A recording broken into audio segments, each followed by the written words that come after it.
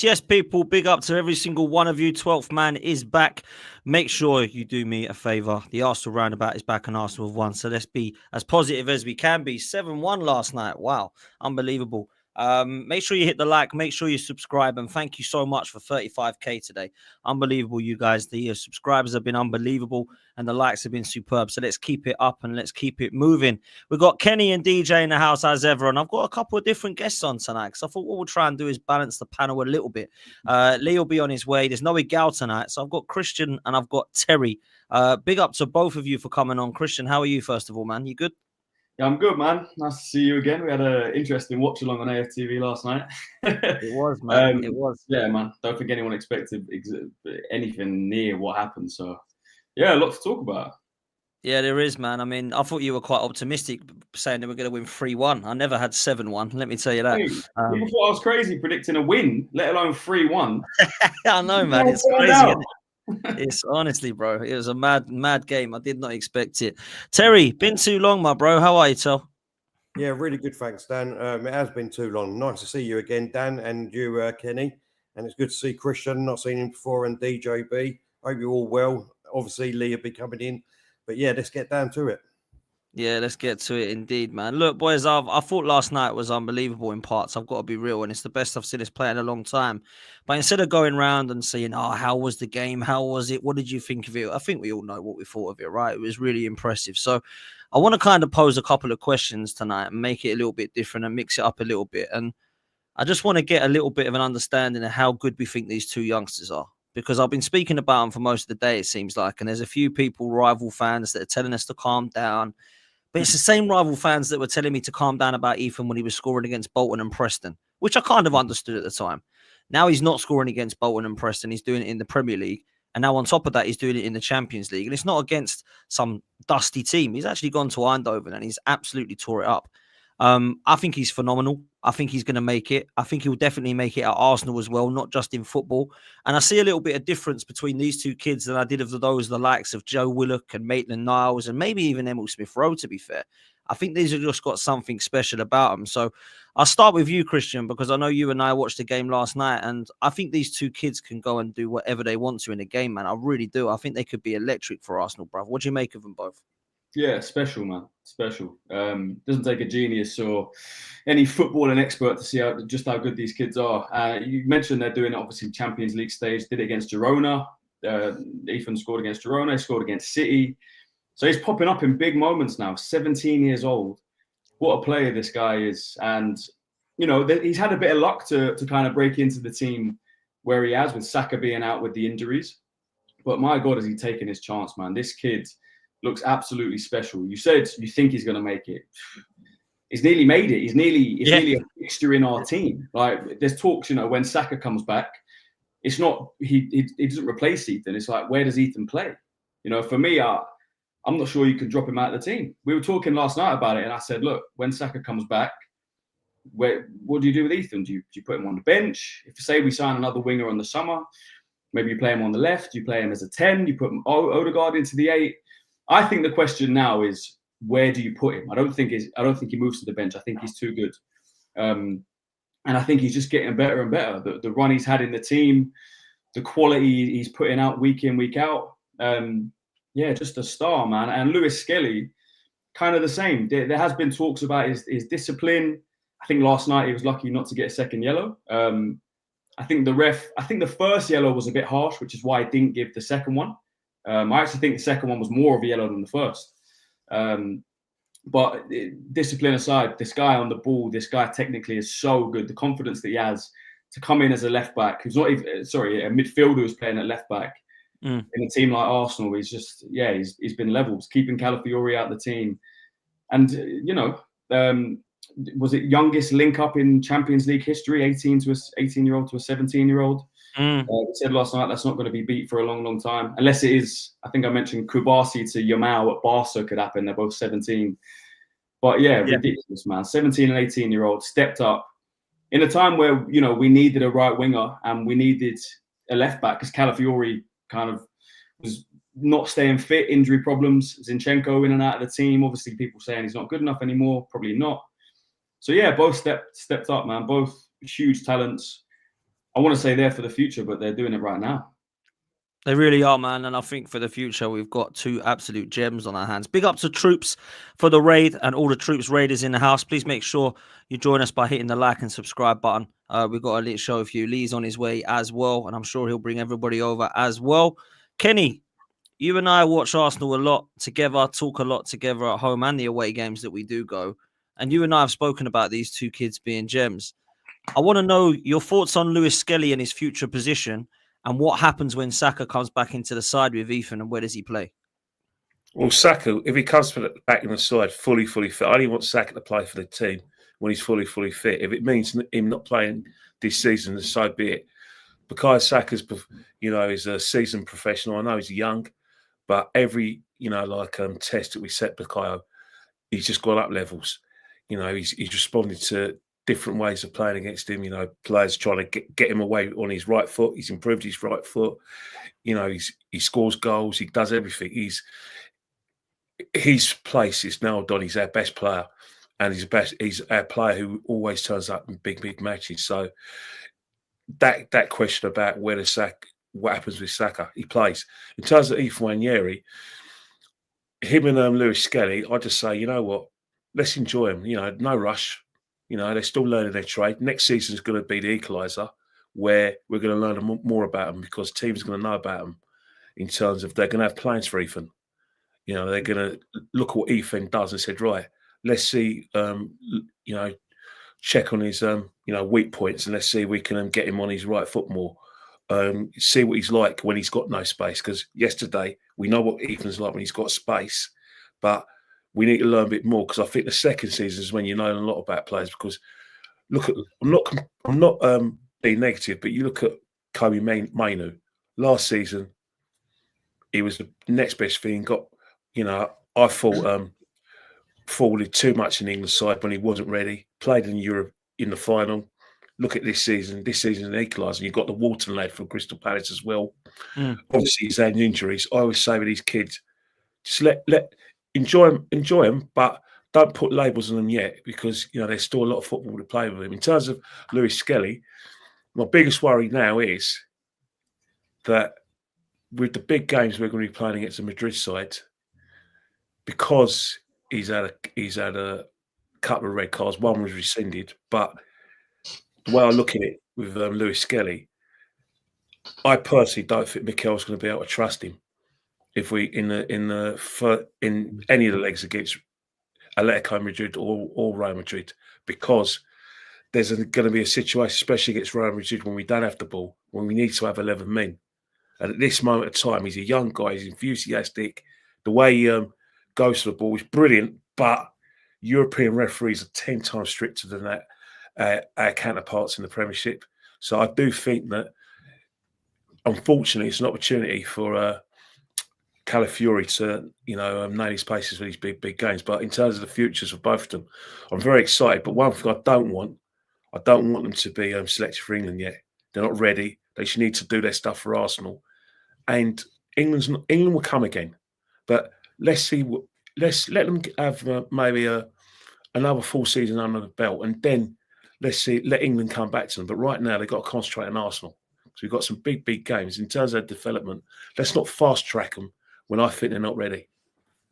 Listen, you make some good points there, Kenny. DJ, let me come to you on these two, man. And last night there was some good performances in general, if I'm honest with you. I thought Rice was one of the best players on the pitch. Really impressed with Jury and Timber. Thought Ødegaard's second half really did lift it up. I thought he was pretty average in the first, if I'm honest, but in the second half turned it on. I thought Trossard didn't get enough mentions last night. I thought he was excellent on the ball. I felt like Arteta deserved a bit of praise last night. I felt like he got the most out of the team in terms of the creativity and the free flowing, and allowed them to express. And if I'm honest with you, I felt like Lewis-Skelly and Ethan were allowed to come into the game because of that, which is why they linked up, man. So what did you make of it, bro? It was. I mean, you got to give credit where credit's due, Dan. I mean, we're all quick enough to jump on the bandwagon when things are going wrong, but when things are going right, like last night, you've got to give praise and give credit where credit's due. And we got it bang on.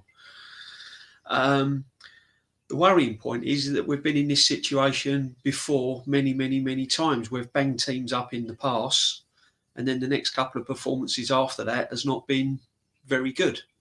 hence, like, you know, the Man City game, and then we rock up and dish out that performance against West Ham.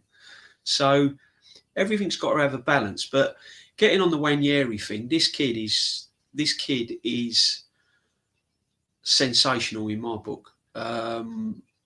When I watch Saka developing and watch Nwaneri developing, the biggest difference is Nwaneri's, there's no hesitation when he's got the ball.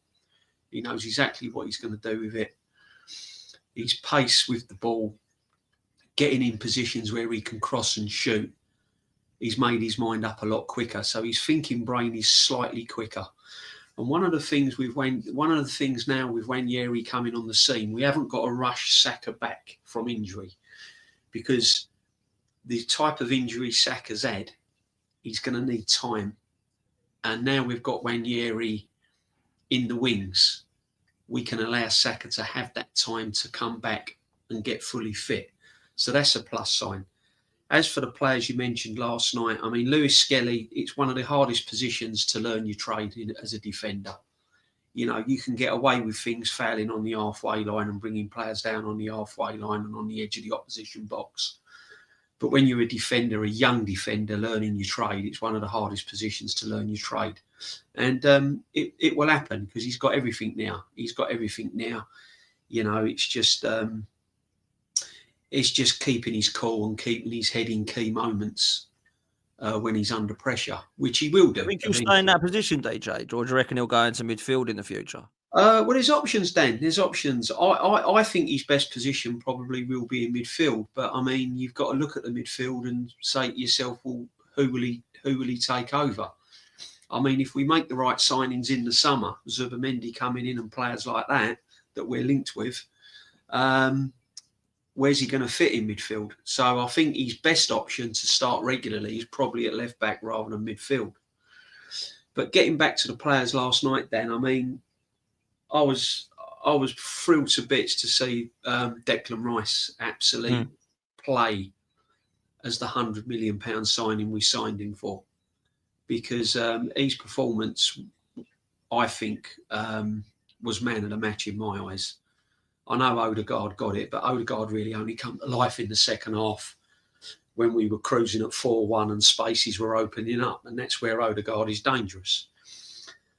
We've seen it time and time again this season when Odegaard's under pressure, in pressured games, when it's tight, 1-0, 0-0, and he tends to go missing. I mean, you know, whereas last night he had the freedom, and that's where he's dangerous. That's why I'd like him to experiment with Odegaard a bit. Perhaps take him out of that 10, put Nwaneri in the 10, and have a look at putting Odegaard in the 8 and perhaps put Declan Rice sitting as a 6. You know, that could be an option going forward, depending on who we sign in the summer. But I always say that Trossard is not a 90-minute player, but, you know, last night he looked good. He took his goal well. The little flick through the legs of that defender was just, on the build-up to that, was brilliant. So, yeah, no, all credit where credit's due. You know, we're very, very lucky that we've got players coming through the academy, and then there's another one, a 15-year-old in the young kid Dowman as well. Yeah, man. So special, you know, special I mean, talent. we're getting some good players out of that academy, and long may it continue. But no, I mean, you got to be gassed on last night's performance. It was a brilliant performance all round, and we'll see how it goes in the next round, Dan. Maybe we will. Big up to Guns. Hope you're well, man. Thanks for the raid, bro. Appreciate that. Really appreciate that, bro. No Egal tonight, Lee, but I've got other more balanced panelists because I've been told it's an unbalanced panel. So we've got Christian and Terry. You know Terry, obviously, and we're going to be talking all things Arsenal. Tel, I'll come to you next. Obviously, last night was a pretty special performance, to be fair. And look, I've got to be real. Yes, PSV were poor. They were, to be honest. They were really bad. But what we can't do is we can't say, what do you reckon the score is going to be? 0-0, 1-1, 1-0, might lose 1-0. And then when we win 7-1, everyone goes, PSV are crap anyway. Don't matter. I mean, that's a bit harsh. I thought we were really good last night. And as much as they were bad, I think that we were really good as well. And I think the manager deserves praise as well as the players. Look, I don't know where that means, and we'll talk about what that might mean in a minute when I come up with the next question about where Arsenal can go next. But last night, it was at least we could walk away going, oh, we're scoring again. And we found a way without a striker at the moment to score some goals. Who's shone out for you? Who stood out for you, Tel?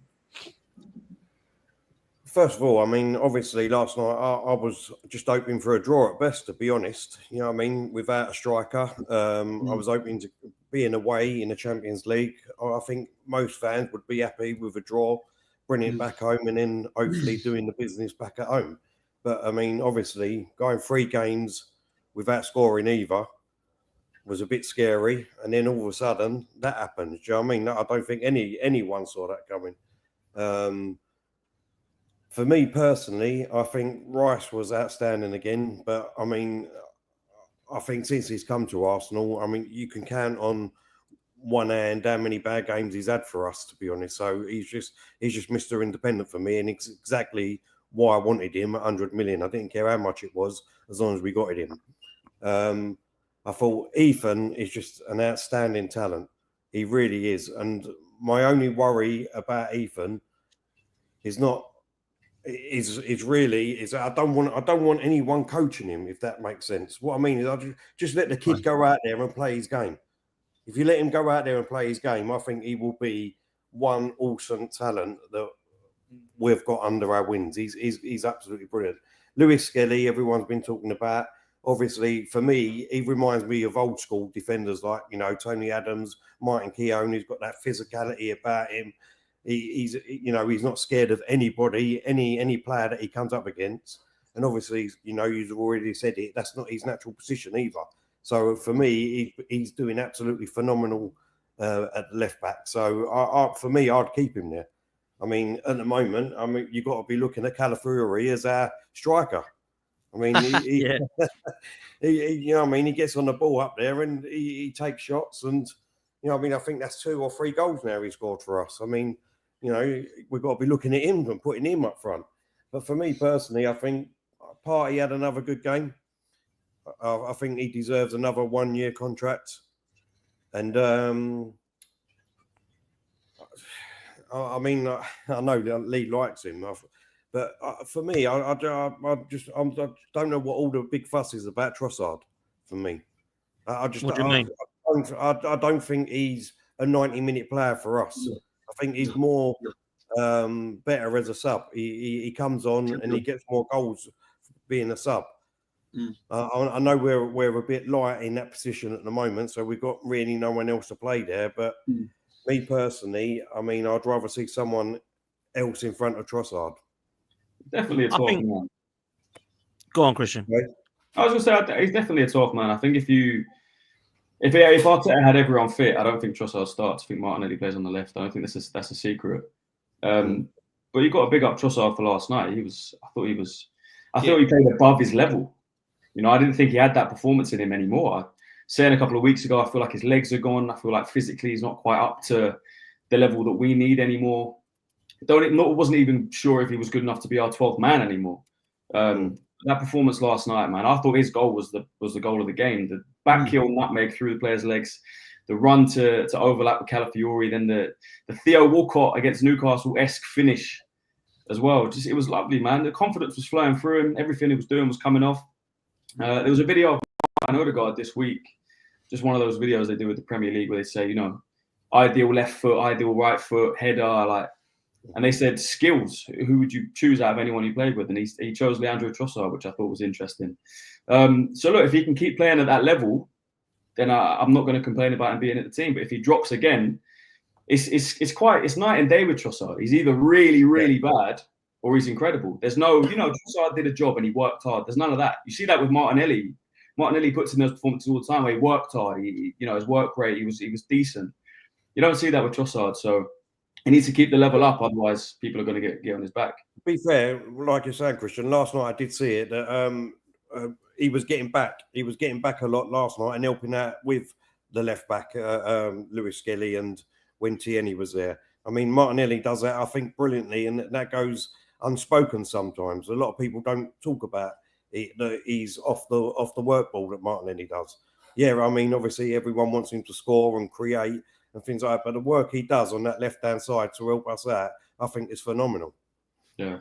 100%. I'm a fan of Trossard, and I think he's a good impact. I actually don't think he's going to be here next season. I will say that. I think he's rejected a contract. I think he'll go Saudi. We're going to get another left winger, it seems, or some form of forward. So I think the playing time might even be even less next season if we do the business in the summer that, of course, the whole fan base is hoping for. One of the biggest compliments of the night is a super chat, Christian. I hope you don't take offence to this one because I've just looked who he is. I didn't know who he was. Seth Rollins is a 38-year-old wrestler who I wouldn't mind looking like. I mean, I normally get Alexis McAllister or someone horrible like that. So I look like.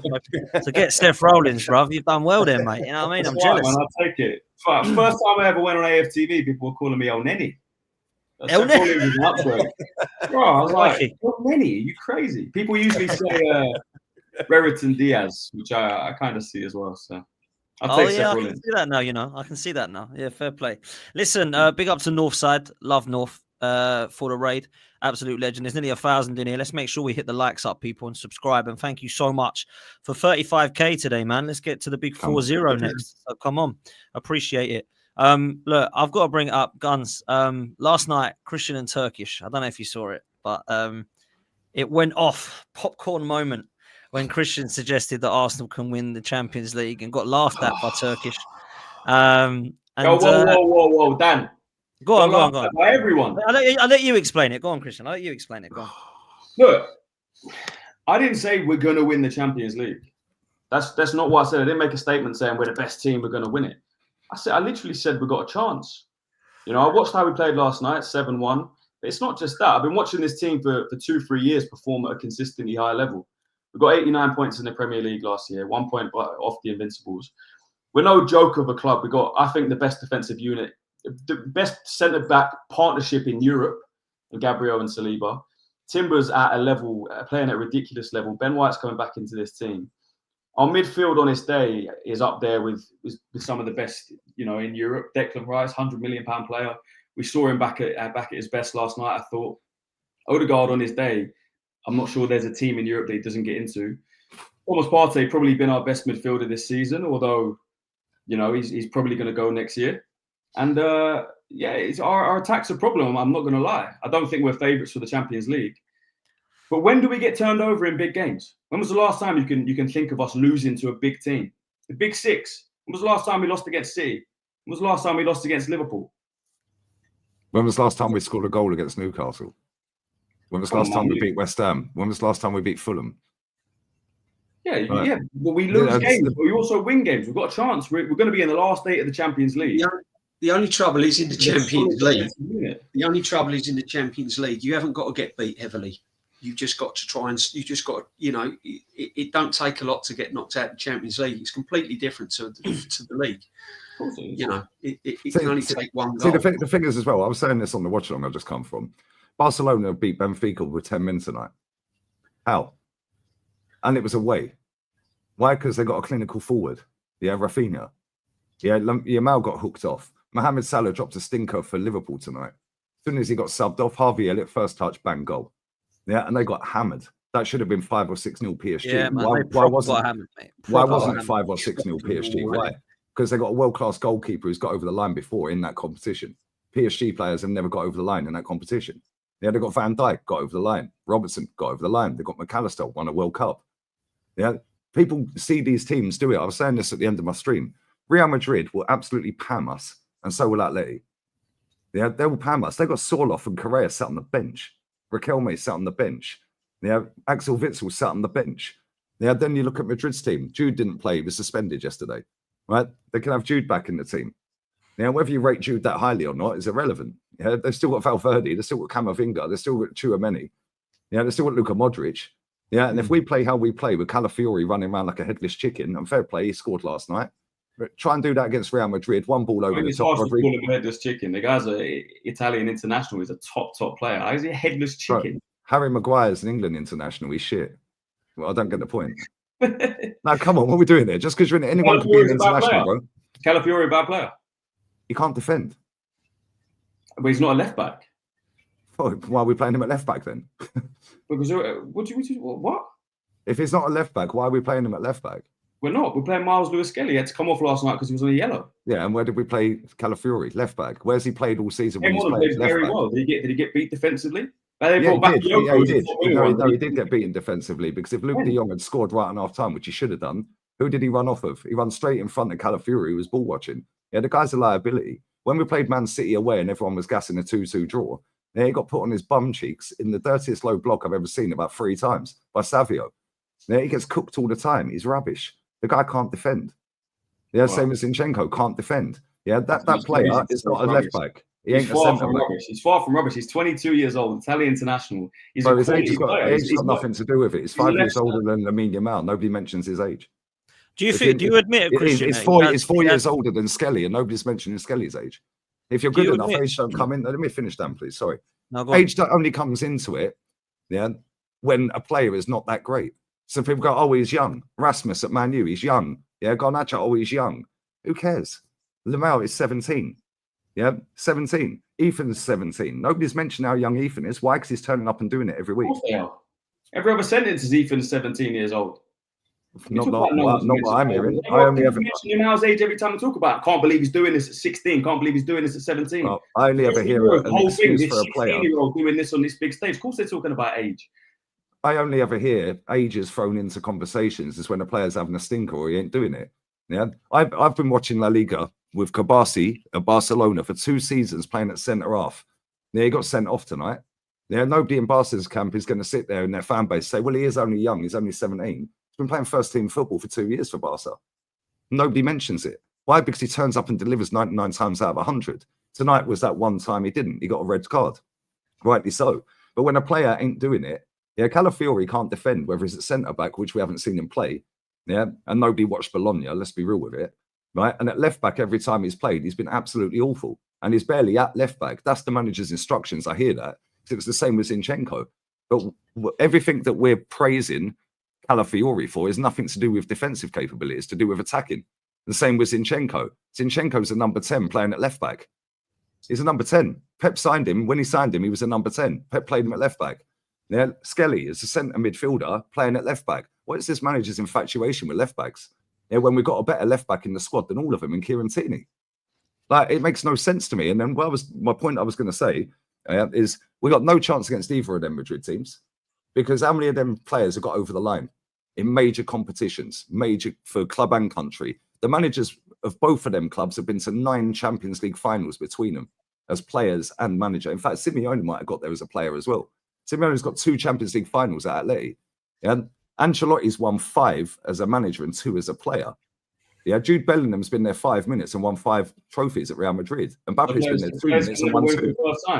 All of these players had to win for the first time at some point in their career. They I weren't understand born, that. they weren't born with Champions League in their hands. They had to win at some point. No, I get that. But I'm not saying this is our year. I'm not saying we're the best team in it. I think we're actually quite far off the best team in it. Maybe 5th or 6th, possibly best team in it.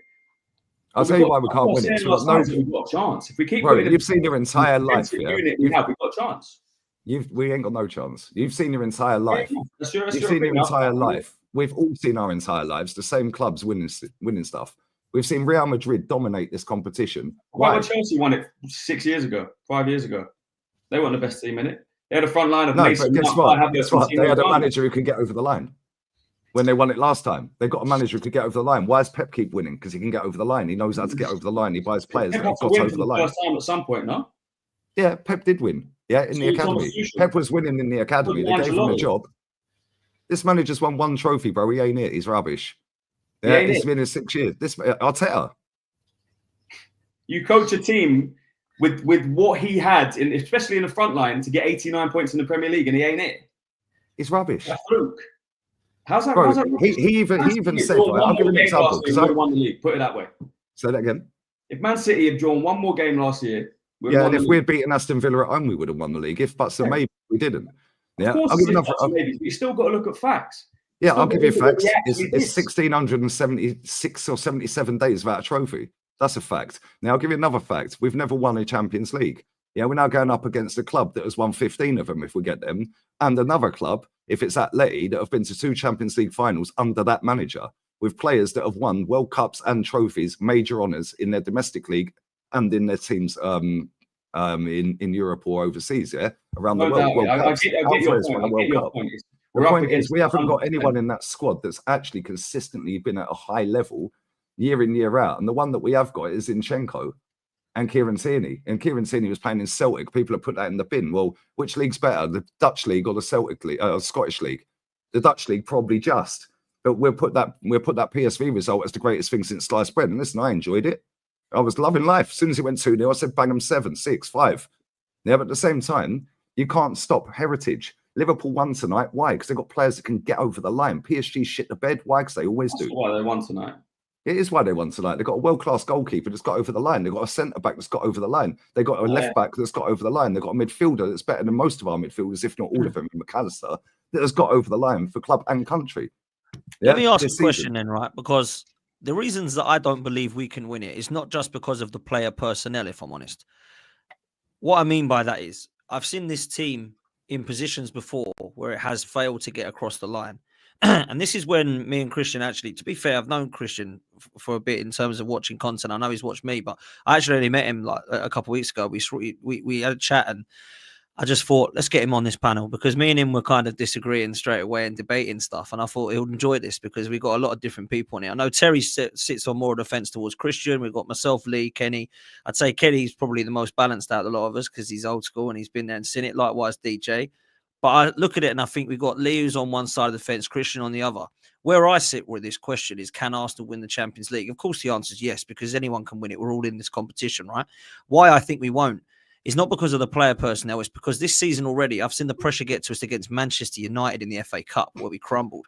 I see the pressure get to us against Newcastle home and away in the League Cup, where we crumbled. And last season, we've done it, and seasons before, where we've crumbled against teams like Sporting Lisbon, Olympiacos, Villarreal. And that just is too much evidence for me to look and go, yeah, maybe we can't get across the line. Maybe we're not quite ready yet. And I look at the position we're in now, even with Saka and Martinelli, who were players that we had in some of those games available back then. I look at the scenarios and I think, yeah, maybe we're just not quite ready for that, man. But I'll let you come in on this because I don't know where you stand on this question. Can Arsenal win this competition? Can we go all the way in the Champions League this season for you? Well, like you said, I mean, obviously anyone can win it. You know, as long as you're in it, anyone can win it. Do I think Arsenal can win it this year? Not personally, no, I don't. I don't think we can win it this year. I don't know how anyone could think that we can win it without a striker up front, to be honest. To a certain, I understand what Christian's saying, but you have to understand, like everyone's saying. I mean, you got strikers there at Liverpool, Real Madrid. You know, they've got them sitting on the bench. We've got no one at the moment. I don't even think when Saka and Martinelli come back, unfortunately, that we'll have enough up front. I mean, if we had Havertz, I'm not saying that he's fantastic and he's brilliant. I mean, I like him. Don't get me wrong, but you still need someone up there that can hopefully get you some goals. And without them, for me personally, I can't see us doing it. We've always got a chance. Everyone's got a chance. Like DJ said earlier, and Kenny said that the Champions League and Europe games are totally different to Premier League games. They're a lot slower. So look at what was it? Chelsea? Was it Chelsea a few years ago? I mean, they got better. Was it Liverpool? I can't even remember. Liverpool, and then they went down the other end in the last minute, and they got that lucky. Havertz scored the goal. You know what I mean? It was obviously that can happen with us, but without a striker, for me personally, this year it's not going to happen. I mean, that was a great result last night, 7-1. No one see it coming. Obviously, now we can just put the kids out. That's what I would do next week. Put the kids out so we don't get no more injuries whatsoever. And then obviously it's going to be Real Madrid in the next quarterfinal for me. I think they're going to beat Atletico Madrid in the next leg. So it'd be Real Madrid, and I just think they're going to have too much for us, unfortunately. I mean, obviously defensively and midfield we are really good, but I just don't think we can withstand the pressure for two legs. If we do get through and Real Madrid get through, who's at home first? Does anyone know? We're at home first. See, that was the only thing I was speaking to my dad last night, and I was saying if it was the other way round and we was at Madrid first, and we went there and we can hopefully try and hold out for a draw, and then maybe on the home game we with the crowd behind us, we could have got behind them and we could have tried to do something there. But I just, me personally, unfortunately, this year, I just think it's a step too far. Do we think, right? Because real talk, DJ, I'll throw this to you, bruv, right? If it gets to a stage where we get Real Madrid, right? Because we're through, let's have it right. Let's say Real Madrid go through, right? We get Real Madrid in this next round. We've got Raya, Timber, White, Gabriel Saliba, Partey, Odegaard, Rice, Saka, Martinelli, and then potentially Ethan through the middle, right? Unless he wants to continue with Marino there. That means we're only missing Havertz from our first 11.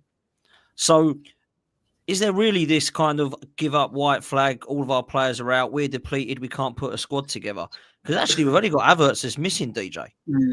Yeah, I don't think he's put up a white flag then. I think you've got to be realistic on this. You know, you've got to be realistic on this. I personally think Saka is going to be, it's going to be too early to throw him in a big game like that. You know, he's coming back from a horrific injury. I mean, he's only just going to be coming off the training ground. He ain't going to be up to fully fitness. And I think you would be absolutely crazy. Any manager would be crazy to throw him in against a team like Real Madrid in a high-pressured game with the injury he's just had. So I don't think Saka will make it. What I've seen of Martinelli this season has been terrible, to be honest. He hasn't done enough for me this season, Martinelli. He's been poor. His work rate's been there. Yeah, he runs around. He runs because that's his game. But when he's got the ball, he hasn't got his head up. He's been in positions and been found out. So I've not been confident with Martinelli. And when you're talking about Champions League quarter-final Real Madrid, one of the biggest clubs in the world, if you haven't got a striker, if you haven't got players fully fit, and you've got players that turn up in matches like this team has done this season, and we can go and say, oh yeah, but we're Arsenal and we're this and we're that. Let's be real. Okay, I'm not taking anything away from the last night's result. I thought it was fantastic. I've praised the players. I've given the manager credit where credit's due. But let's put our hand on our hearts and be real. The way the team's played this season has been far short of, not miles off of how we were the season before and the season before that.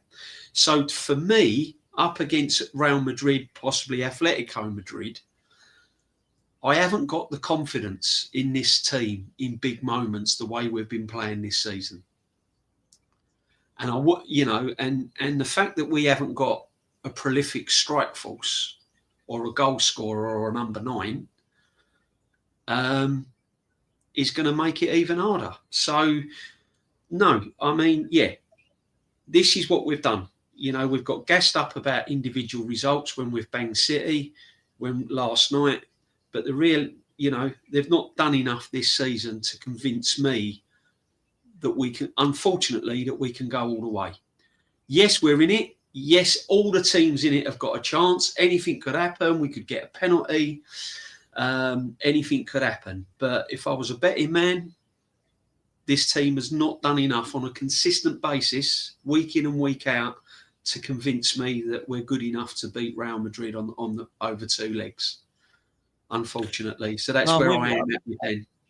Yeah, no, listen, I'm with you, bro. And unfortunately, we haven't been consistent enough this season to fill a lot of people with confidence. Kenny, I'm going to come to you in a minute with some super chats here because there's a good segment that I want to get tweaking about. SG says Odegaard's an 8 would get bullied off the park against any quality or physical midfield. Odegaard should be the 12th man, get a better 10 and a better 8. Look, me and Guns don't normally disagree on a lot of things, but I like Odegaard and Guns don't like Odegaard. That's probably about the only thing we disagree on, to be honest. Vinny Jr., Mbappe, Rodrigo and Diaz will smell blood and go for the throat. Rodrigo, what an underrated player he is, by the way. I mean, people don't talk about him. Apparently he's coming to Arsenal because apparently he's going to leave Madrid, according to all these he ain't going anywhere, mate. Let me tell you that. Arsenal have no striker, period, and a shaky left-back. Pray for Arsenal. Chaitanya says sign world-class players like Isak, Wirtz, Rodrigo. Oh, I wish, man. That'd be unbelievable summer. Rodrigo versus Calafiori. Yeah, that's not going to be fun. I will say that. Defensively, he's not for me, Calafiori. I will say that. But going forward, not so much. Not so bad. I want to talk about this next. Big up to Brandon in the chat. Henry, even I should say, is a club legend that has a statue built outside the stadium. He's won everything there is to win in the game. Yet apparently he's jealous of Super Duper Mick. Do me a favour. I don't know if people saw this last night on CBS. I do not understand what's happened with our fan base here. I don't think Thierry Henry said anything bad at all. I don't think he's jealous of Mikel Arteta at all. He wasn't saying I'm a better coach than him and oh, boo-hoo, he's done it well at Arsenal and I haven't. He basically said things that we've all been saying and questioning. And there's a massive uproar. I mean, I try and keep off this X or Twitter because it's toxic as hell. But I looked at it today and I thought, people are actually protecting Mikel Arteta from comments that the greatest player we've ever had, or one of anyway, if not the greatest, is saying. And I think you must be absolutely off your rocker to think that this guy is going to waltz into a studio and go, I'm going to slag off Arsenal and I'm going to make sure that all these people think that I'm toxic. What is happening here? And we had this with Emmanuel Petit, who called out the club raising the standard. We've had this with Thierry Henry, who had it with Tony Adams, who said a few seasons ago maybe they should have started with Arteta and then got a manager in when they were ready to get us across the line. Oh, that's a horrendous thing to say. So toxic and negative. And a minute, he's Mr. Arsenal. We've got Thierry Henry's best striker we've ever had. We've got Emmanuel Petit, who won doubles in 1998 alongside Vieira, which was an unbelievable partnership. These aren't just clueless people. These are people that understand Arsenal, Kenny. I can't believe what I'm hearing about this. I don't know if you heard what he said, Kenny, but I thought it was mad today, bro. Well, the thing is, I don't have to listen to what Thierry said to listen to the garbage from our fans. You've got to realise one thing: Thierry Henry is employed by CBS, and his audience is CBS viewers across the world, mainly in the USA, who were not just Arsenal fans, but fans of all other clubs. He was asked a direct question for his audience, which is CBS. His audience is not Arsenal Football Club. He's done his bit for us. He's not an employer of Arsenal Football Club. He has no vested interest, only to his employers, and he's got to say as it is. Because he's basically saying the same things we were saying. We had genuine concerns about our performances this season. They haven't been good enough, even with our full team. And you only have to look at individual Twitter exchanges. We have to even watch-alongs and all the watch-alongs, not just Lee's watch-alongs, but AFTV watch-alongs, which you and Christian attend. And if I at a glance during the match, I know that in-game, quite a few would be critical because that's what it is. You're talking about what you see in a football field. Thanks. All this stuff about, oh yeah, we've got to be patriotic towards Arsenal. This isn't like, Christ the King. At Tottenham Park, where you're 7-8, you're going, oh, we all agree Arsenal are magic and Tottenham are tragic. You've got to say as it is. The same with Paul Merson. Paul Merson is employed by Sky, not Arsenal, to give his honest opinion to his audience, which are not just Arsenal fans who happen to be Sky customers, but football fans across the UK and in the Republic of Ireland. So Arsenal fans have to relax themselves. You have to be able to listen to what people say. And you don't have to assume that we can only speak about Arsenal. We're praising Arsenal. Let's get it right. We're an institution and the third biggest club in the country, but we don't act like it in the way we hire players. In terms of managers as well, we probably keep managers way too long past their sale-by date because we're Arsenal Football Club. And for a club of our size, our European records is a disgrace. Not winning a title for 21 years is a disgrace. And not winning a trophy for 5 years, and it's going to be 6 years, is a disgrace. These are facts. And you can't just do a Martin Keown or Ian Wright and just go, oh, injuries, VAR. That's nonsense. It's absolute nonsense. When we had our full team, we had concerns about performances. Our performances against which Lee has alluded to, teams outside the top 10 have been a disgrace. We haven't played well against teams, but we can raise ourselves against the big six, which Christian alluded to. That doesn't win your leagues, Christians. It's winning, being up for every game. And we haven't been able to do that. Sorry to interrupt. We haven't been able to do that. And that's why we're in a position now where we're 13 points, albeit could be 10 points behind Liverpool, because we deserve to be where we are. Yes. But the situation regarding Odegaard this season hasn't played well. It's just facts. His best game was yesterday, and also I thought he was fantastic against West Ham. But these are two performances out of many performances where he hasn't been at his best. Hence the fact there has been criticism of him, rightly so. That's what he's. At the end of the day, he plays for Arsenal Football Club. He's the captain. We're going for the league. We have to analyse the performances. It's not personal. It's just football, and that's where it is at this moment of time. Can we win the Champions League? Well, the reason why we got knocked out of Champions League last season was our midfield. Our midfield got ruined by Bayern Munich. Bayern Munich had an extra man, and I think this season everyone talks about a striker, but I worry about our midfield because obviously we've been on many panels, and me and you, Dan, Lee, and anyone else, we have adverse opinions about Declan Rice and what is his position, whether he's a number 6 or number 8, and whether he's good enough in a big game to run a midfield. I have major concerns about that in a game, in a potential quarter-final against either Atletico and Real Madrid. Another thing I want to dispel as well, a lot of people on AFTV, the channel that you two populate or appear on, was saying it's going to be easier to play against Real Madrid than Atletico Madrid because Real Madrid got, are more an attacking team. Well, all I've got to say to people with that opinion, watch the Champions League final in 2024 and the Champions League final 2022 when Real Madrid basically won those games with low blocks, a keeper that was in spectacular form, and they won it on the counter-attack. So Real Madrid are not going to just go and entertain if they play against us. What Real Madrid are going to do is that they're there to win the Champions League. Don't care whether they play with panache of the 1960s, 1950s. That's their competition. That's where they're going to win it. That's where we're going to have a hard game against either of these teams. But in terms of like ex-players, at the end of the day, if you're employed by Sky, then you work for Sky, not for Arsenal. If you work for CBS, then you don't work for Arsenal. It's the way it is. And let's face it, we've all had these conversations off air, criticising our own. I think the thing with Arsenal fans is that we think that if you're an Arsenal fan or ex-player in public, you've got to say, if it's night, it's day. And if it's sour, it's sweet. And that can't be like that. We're going to get found out if we lie like that. And I think the thing is as well, Kenny, sorry to cut in there, these people don't watch La Liga. They just watch the odd Champions League game. Yeah, Atleti do not park the bus every week. I don't know what these people think it is. I've seen so many people saying, it'd be easier to play Real Madrid than it is Atleti. Are you crazy? Yeah, they got 4 strikers, mate. We ain't got any. Yeah, they got 2 strikers sat on the bench. Sorloth will walk into our team right now. They probably should have bought him in the summer for 30 mil. He's on about 50 grand a week. They got Correa on the bench. They're like, I don't want to play either of them. But maybe this fan base need a humbling. Yeah, because they're going to get it. They're going to get it next month, mate. Trust me.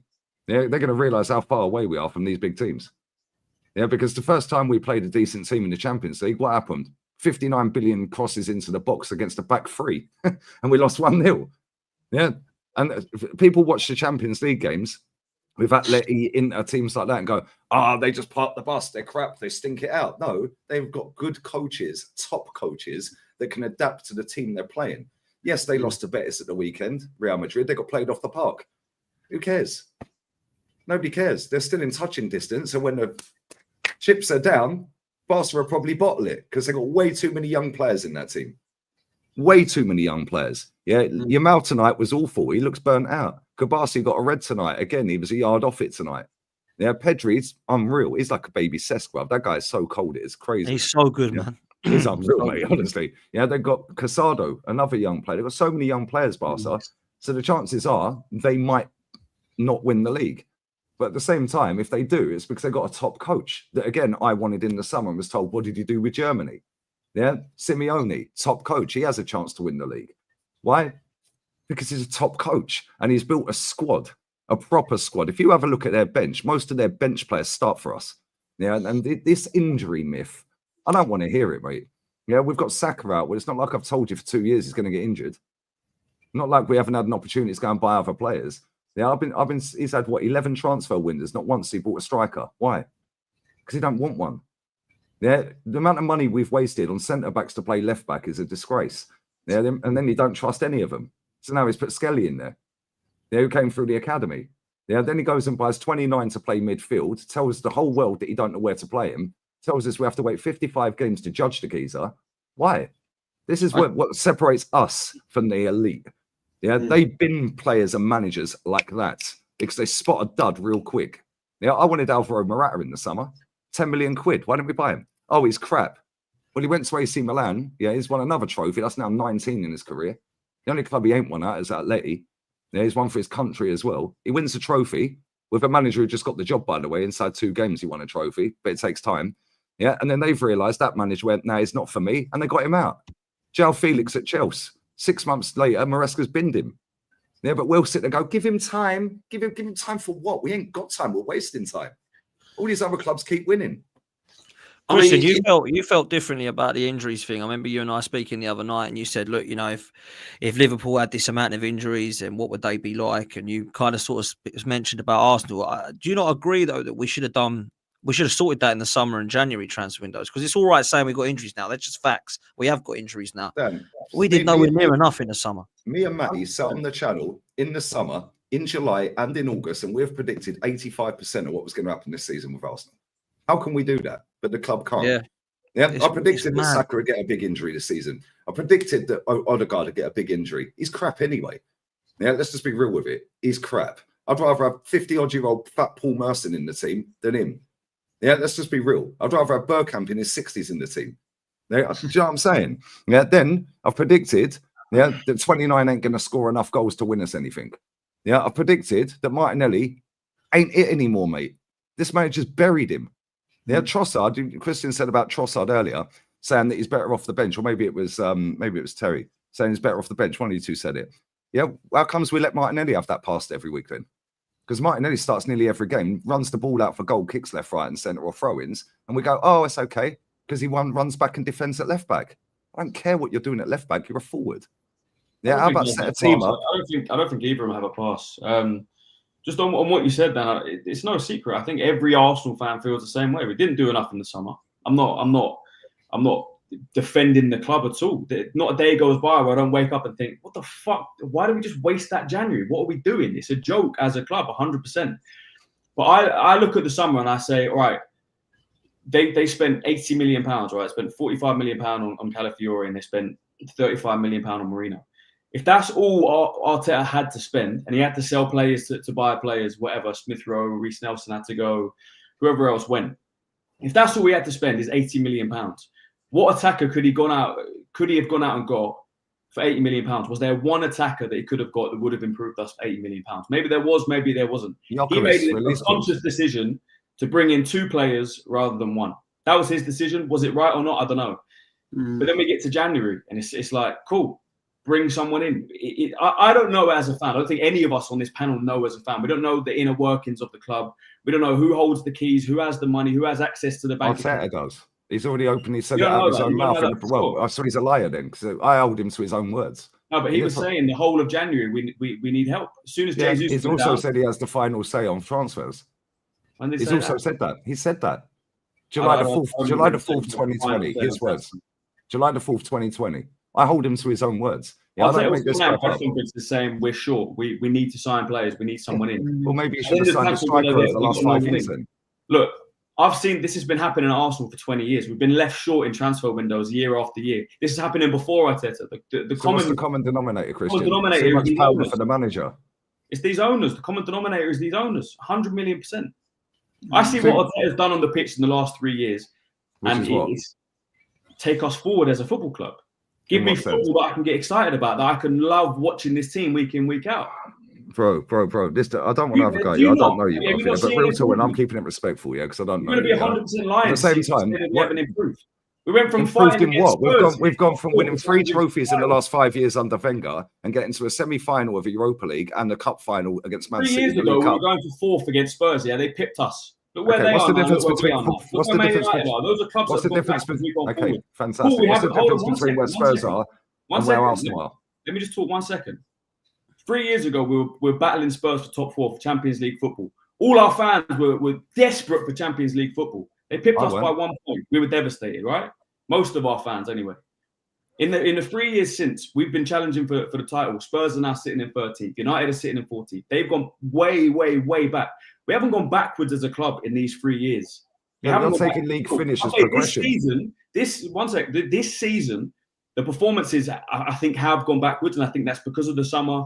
I think injuries this season, losing Odegaard for a big period, then losing Saka, losing Ben White, losing key players in our team has definitely hampered us. Okay, well, Ben White, the manager again, openly admitted he needed knee surgery. Yeah, and we waited 3 months to get him knee surgery. He played him for 3 months, from August to October, end of October, right?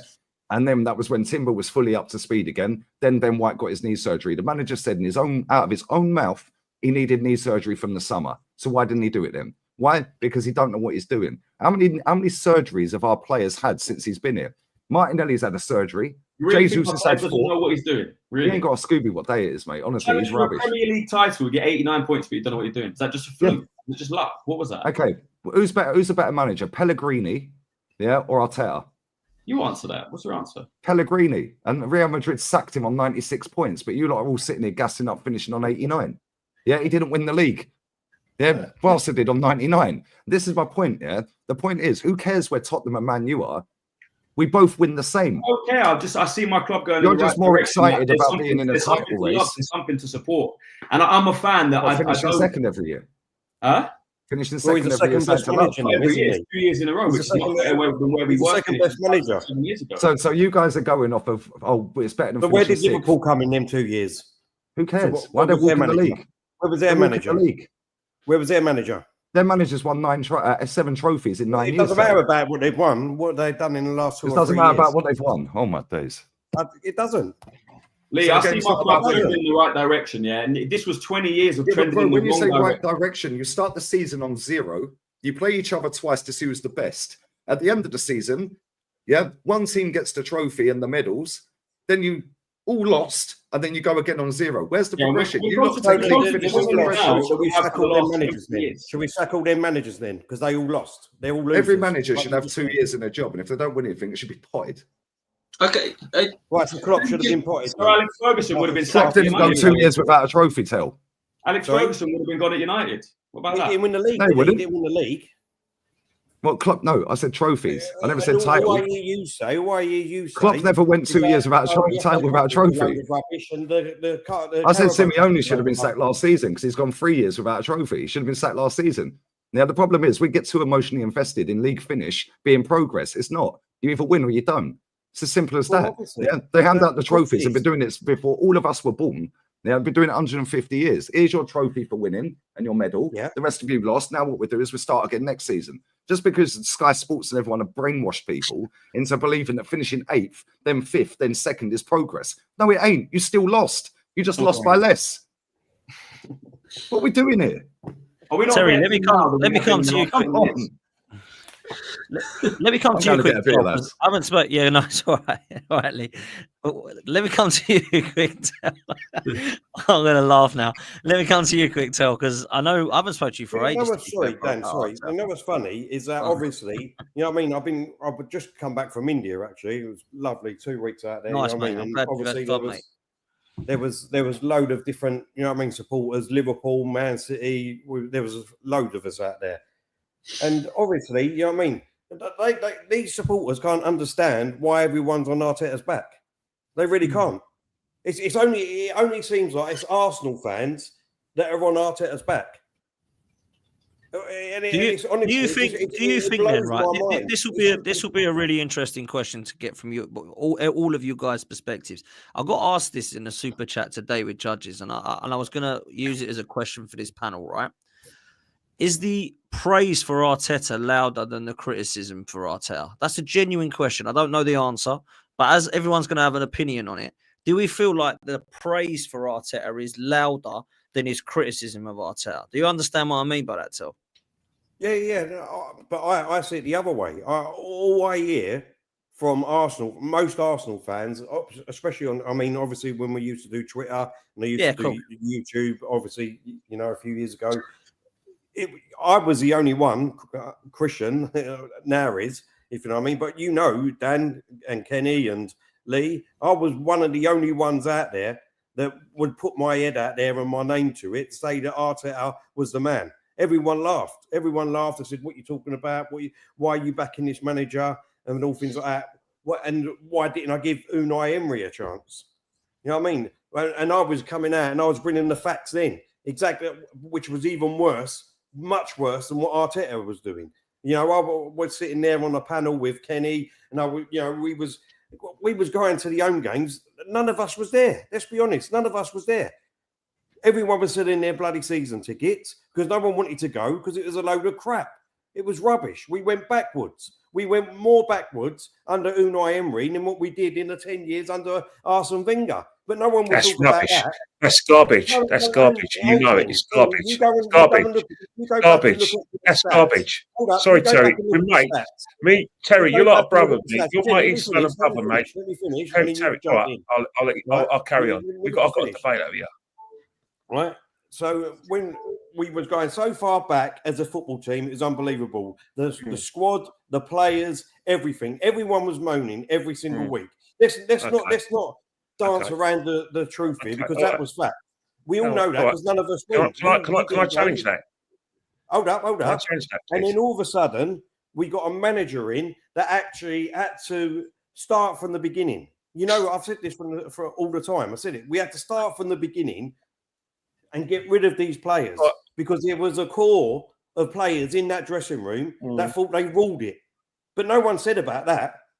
But we're starting again, Terry. Terry, we're 5 years on, £800 million in, the only player that spent all this money, and yet everyone's talking about Nwaneri. Right. And we're 5 years in. What about? Yeah, but hang on a minute. No, listen. I've got no problems. I've got no problems. They want to pick up on. No. I've got no problems with the manager. What I'm trying to say, where you just said where he just came in and changed it all. We're 5 years into the process, and we're starting again. What I want to know is how long we are starting again. We've got to sign players. We've got to sign players in the summer because our squad ain't good enough. But everyone we haven't won anything. We haven't won anything. We're starting again. But how can we be starting again? We've got a squad there. Okay, so if we're let me just ask you a quick question then. Let me just ask you a quick question. Right? Would you change? Would you go out and change Raya? Yeah. Hold up, Lee. I'm not asking. I'm just asking DJ. Mate. Okay, look. Yeah. I personally would stick with Raya. No, what I'm trying to say, Terry, hear me out a minute, mate, because what I'm trying to say is when this guy took over, he did do some good things. There was some good things. The vibe got back in the stadium, and he done some good things. But what I'm trying to say is now we are 5 years on, and in your personal opinion, do you think we are closer to winning a major trophy? And I'm talking about Champions League and Premiership. Do you think 5 years on, and on your art, we are any closer of winning the Premiership and the Champions League? I did last year, yeah. I thought we was. This year. No, not last year. That's gone. That's finished. We blew that. No, we blew that. West Ham at home, Aston Villa, Fulham, we blew it. Right? What kind of question is that? In the market? No, I'm talking about this year. 5 years on, do you think that this manager if this manager has next season, do you think that this manager 5 years on is good enough to win us a major trophy? If we get the players that we're talking about getting, then I think we if we get the players that we need to get. So therefore, you've just answered my question. If we get the players that we need to get, so therefore it's another rebuild within this squad. How is that a rebuild? You're telling me Liverpool ain't going to try and go out and buy a player? Because the current squad's not good enough. So we need to buy the players to make it better. The current squad's not good enough. What team in the Premier League doesn't need to buy players? What team in the world doesn't need to buy players? We're 13 points behind a manager that's just walked through the door. We're 13 points behind a manager that don't even know where the local bus stop is. Come on. Do you think Liverpool aren't going to go out in the summer and sign players? Of course they are. That's why we need to strengthen.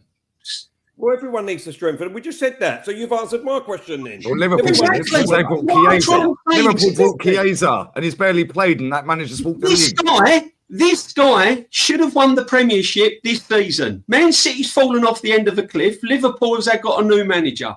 This guy should have won the Premiership this season. He's had 5 years there. It's his squad.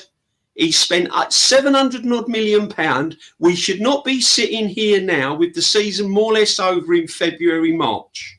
He should have been good enough to win that Premiership. And you can gloss it up wherever you like. You can talk about the past. You can talk about the players he got rid of. This is his squad. He's had plenty of time to work with them.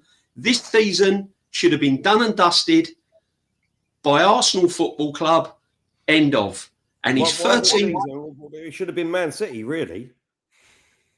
Yeah, but guess what? They're a serious club, though, Man Terry. City falling off like this. No, but then guess what? Guess what? They've got more chance of winning the competition this season than we have. And Terry, what has Man City gone and done? Pep held his hand up and said he got it wrong in the summer. He goes and spends £300 million in January, and he's going to go and get another £200-300 million. Tell, let me ask this. £100 million in the summer. There's no way.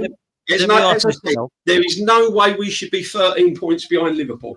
Facts. Let me ask this, Tel, right? Because Man City, you said, should have won the league, and I had them down to win the league before a ball was kicked. I had Arsenal down as second. When they dropped off, I thought, oh my God, I can't believe it. This is it. This is us now. We're going to do it. They fell off a cliff, by the way, Manchester City, when they lost Rodri. And Liverpool have come in, and I'm thinking, hang on a minute, they didn't have a brilliant summer. They signed Chiesa, who hasn't bloody played. This is Arne Slot, who's the first season in the Premier League. They've come in. And my question to yourself and Christian, because obviously you sit on a little bit different side of the fence to myself and Lee and even DJ and Kenny, is we haven't won the league this season unless Liverpool fall off a cliff. If we don't win the league this season, which most people have said we're not going to, why is that? And who do you think is to blame as the reason as to why we haven't? I don't think anyone's to blame.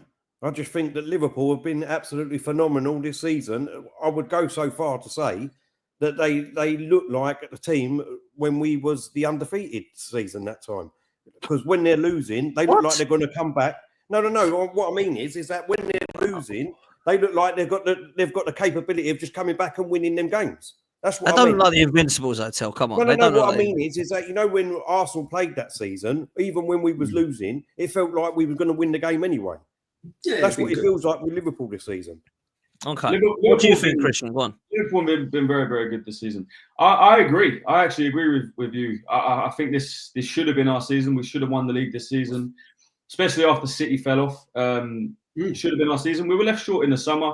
If we'd signed one or two players in the summer, a left winger, a striker, I think it would have been our season.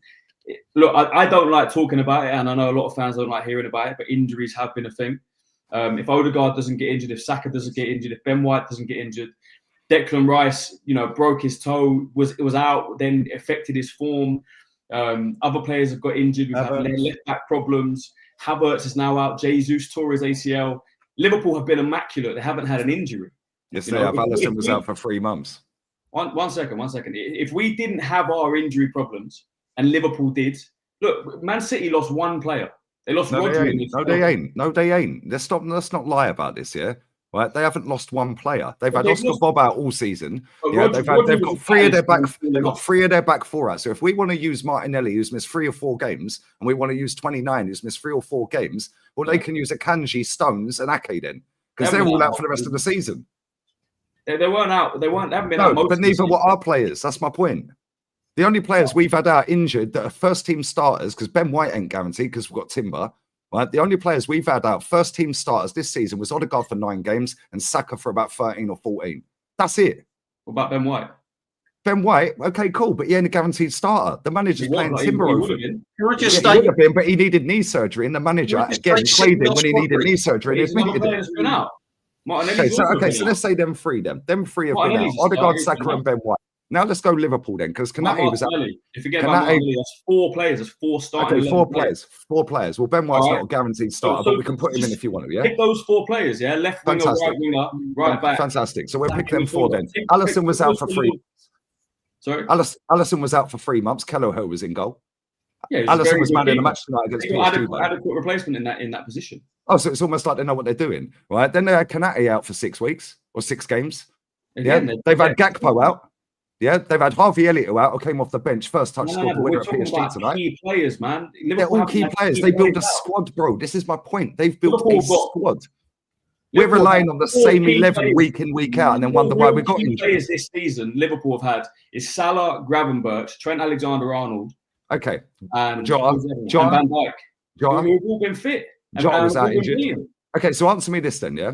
Right? Answer me this then. Two of our best free players, Saka and Odegaard, have been out for a lot of this season. No, they've been out What's the for. difference Odegaard between was this out for season 9 and games. last season. Last season, we didn't hardly have any injuries. Thank you. We still didn't fucking win it. That's my Yeah, point. we've got 89 points and City were What do you incredible. mean? What are you supposed to do? That's, City we is City. didn't have win got it some of the because best obviously players Man City in are a the world, man. fantastic team who can go out and spend as much money as they want. We got 89 points last they season. can't. I didn't come away from last season feeling like, fuck, this was our season. I do this season, I agree.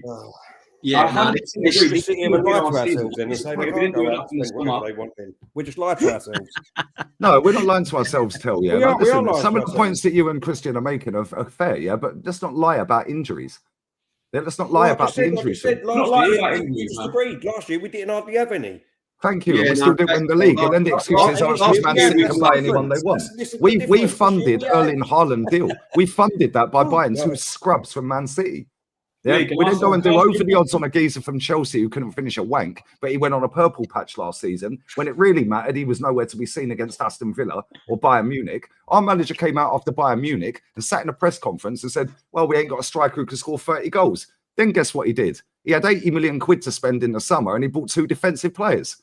Well done, mate. There's your Jokeris fee because he's got a buyout clause. So he don't want a striker because the striker's coming in to play second fiddle to 29. They ain't going to do that. We are not getting Isak. We're not getting Zubimendi. Nico Williams is shit anyway. I don't want him. Yeah, he's rubbish. Yeah, I don't want any of that. I don't want any of that near Arsenal. Yeah, and Christian's got a question, man. Go on, Christian. What was it? I forgot what I was going to ask. I was listening to Nico Williams ain't rubbish, man. bro, I Nico watch him Williams week in, won week the out. Euros, People in man. this He's chat that great. watch La He's Liga, rubbish. I don't know what people kind in of- this chat that watch La Liga week in, week out, rate him out of 10. He's rubbish. Hey, you watch the Euros. He starts with Spain on the left, and he won it. Yeah, guess what? And he In turned your up in book, he's 2 a out of the winner, 9 games. He turned up in 2 out of the 9 games. Georgia in England. He's No, not playing for the best team in La Liga, though. players this season. Bro, he's playing for the 3rd biggest team in Spain. Bilbao are bigger than Atleti on trophies. They've won 3 more. He plays week in, week out, and it's crap. Not quality. They're not the third. They're not the 3rd best team, like quality. Bro, I swear, if we play Bilbao, we'll get banged off the park. Yeah, I watch it every week. I've watched it longer than I've watched the English league. There's no way. What was your question, Christian? What was your question? Watch Man United tomorrow against My Sociedad. question was, Watch. Lee, and answer this honestly.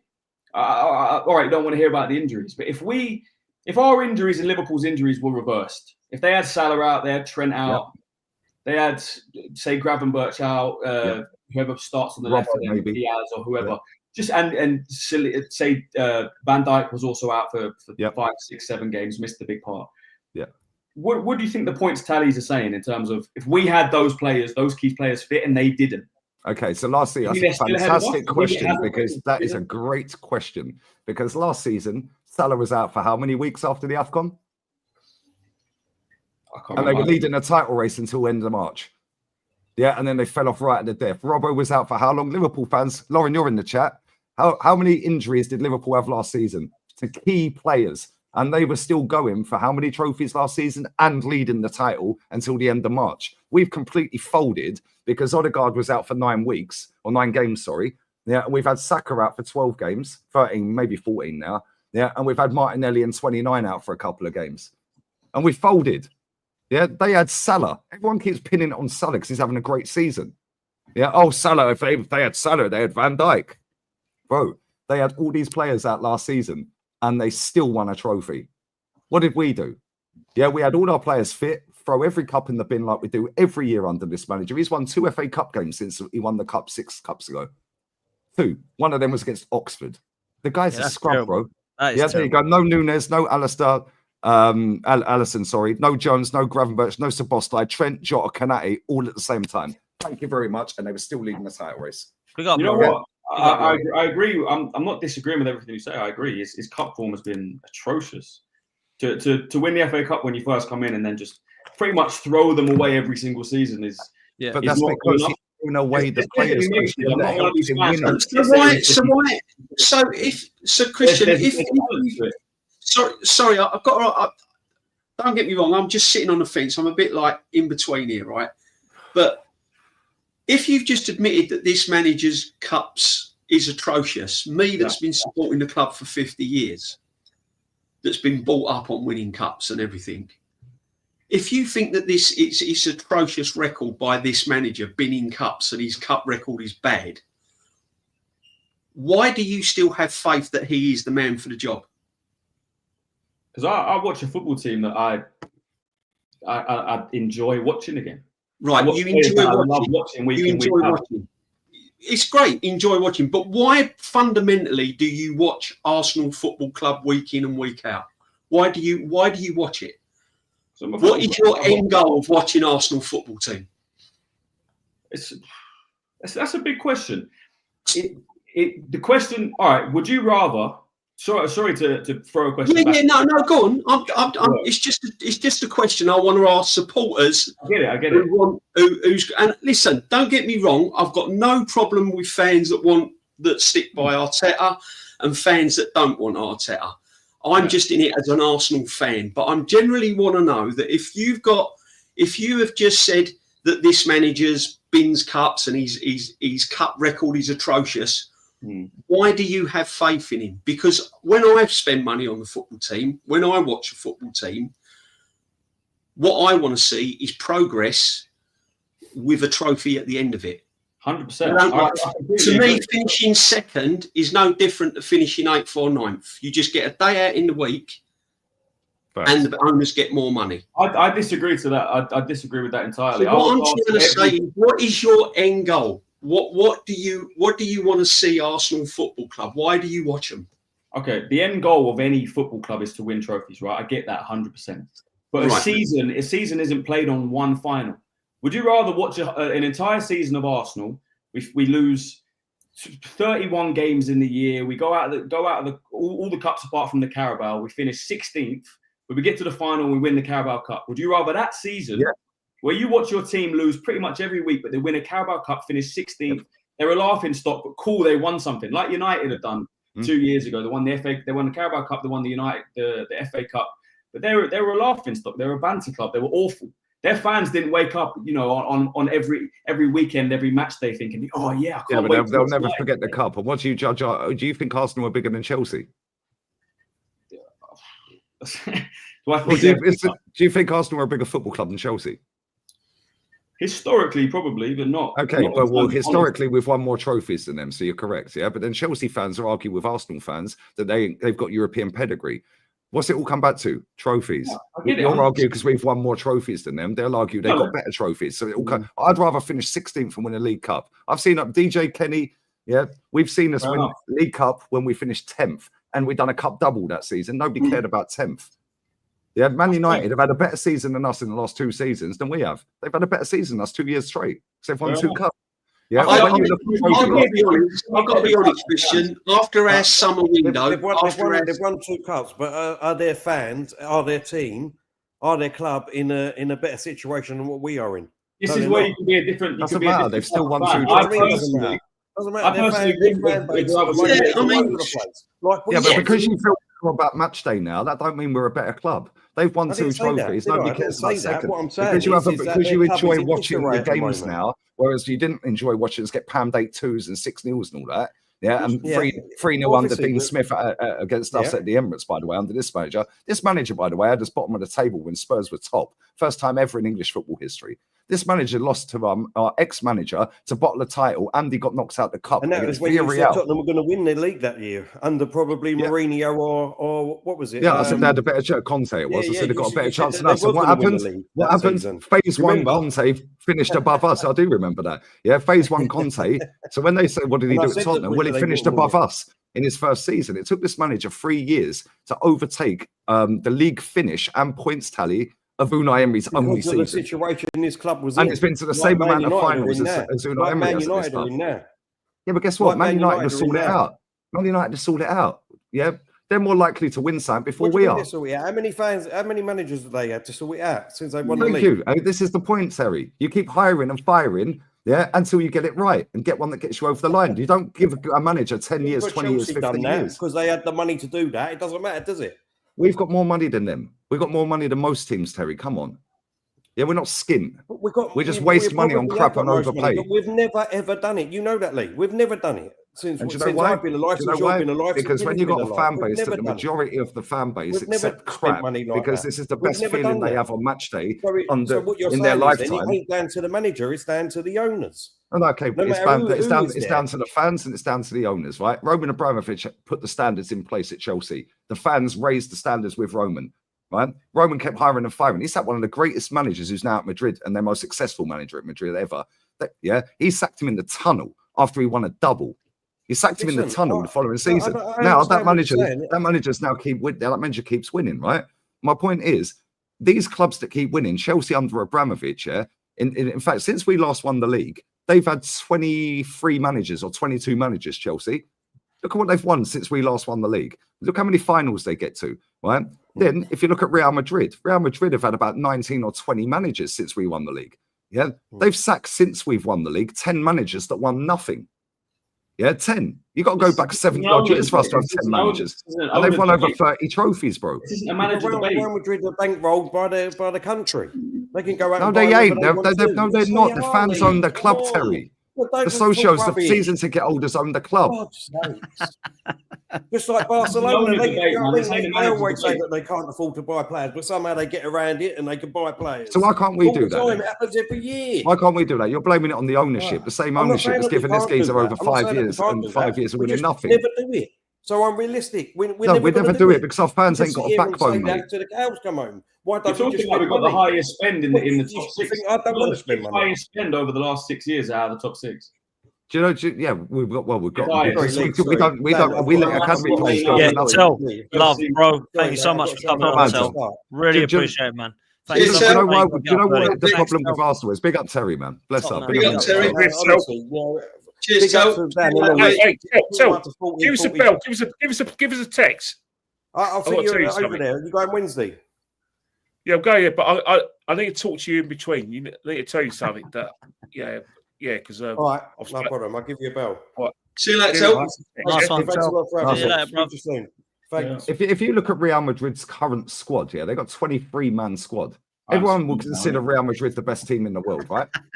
They've got a 23-man squad. We've got a 22-man squad. That's what we're Real officially Madrid, man, they're superpower. Arsenal ain't Okay. So that's a great point you've just made, and I agree. They've got one player registered this season more than we have. Yeah, for their first team squad. If you go through every single player they've got, add up the fee, and then do the same for us, their squad cost about 65 million quid, 70 million quid more than ours. What's the difference? You said, but they're a superpower. Wages. The wages is about. What about average wage at Real Madrid? I'll tell you exactly the average wage. I'll tell you exactly the average wage because I did this with Potts on a show the other night. Yeah, I'll tell you exactly what it is. How much is Mbappe on? You think how much is 29 on? Bellingham on? You think we can afford 400,000 euros a week? That's 360 grand. So we can pay him that because we're paying Jesus 265. Jude Bellingham's on 360 a week. He's got to be on more than that, man. He's not. He's on 360 a week. On 360. Jude Bellingham. 29 on 280. What you telling me we can't pay Jude Bellingham an extra 80 grand a week? Yeah, we're paying Kivy on 50 grand a week. Yeah, we're paying. Yeah, Trossard 90 grand a week. We're paying Timber 90 grand a week. We're paying Norberto Neto. We're paying Norberto Neto 50 grand a week. 50 grand a week is nothing. What, one game all season? How much do you think Vinny's on? What about Mbappe? Yeah, guess why? Because they keep winning, mate. They keep winning. They keep winning. Every single one of their players is on over 200k. Arsenal can't do that. They're not. No, they're not. They're not. How much is Carvajal on? I'll tell you exactly what he's on. How much was Cruz on before he retired? Why are they on so much money, by the way? Rodrigo. Why are they on so much money? Because they weren't on that when they signed, were they?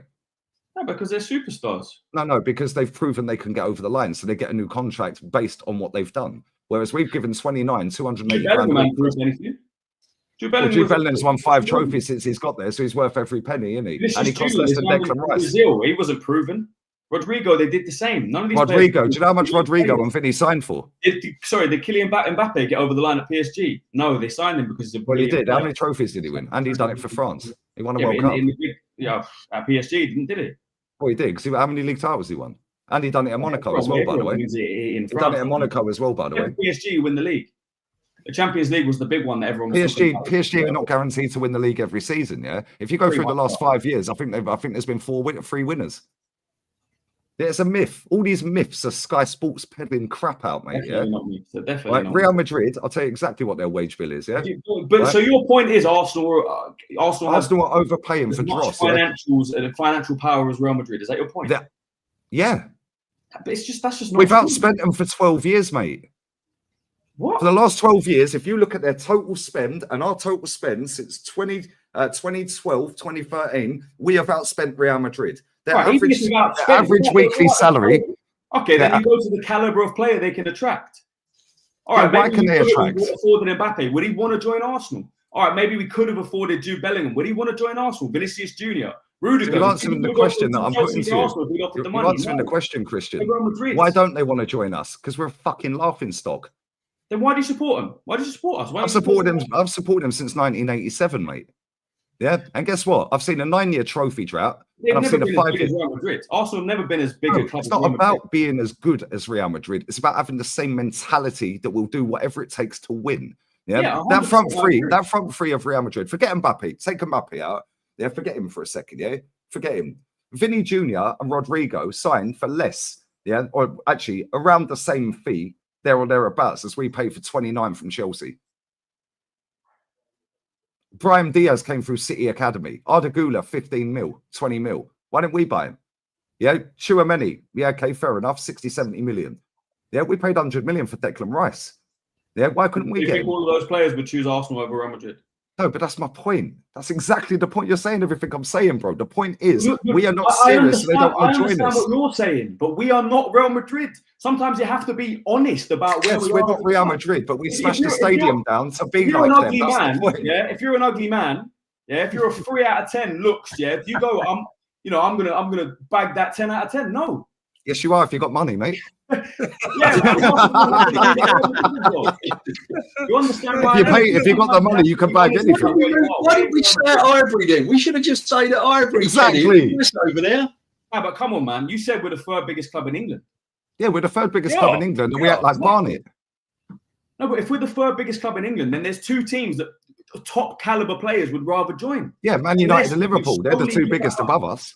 Yeah, exactly. But that's my point. And you just laugh Man United out of town. Yeah, Man United signed Zlatan and Pogba in the Europa League. Our best players for us recent times, were signed in Europa League. Dan, you said this on the show the other week. We signed better players in the Europa League than we did in the Champions League. Let's be real with it. Sanchez, Ozil, Aubameyang, Lacazette. Yeah, cool. Yeah, but my point. Listen to what I'm saying, though. Yeah, my point is our wages. What, Aubameyang's not top tier.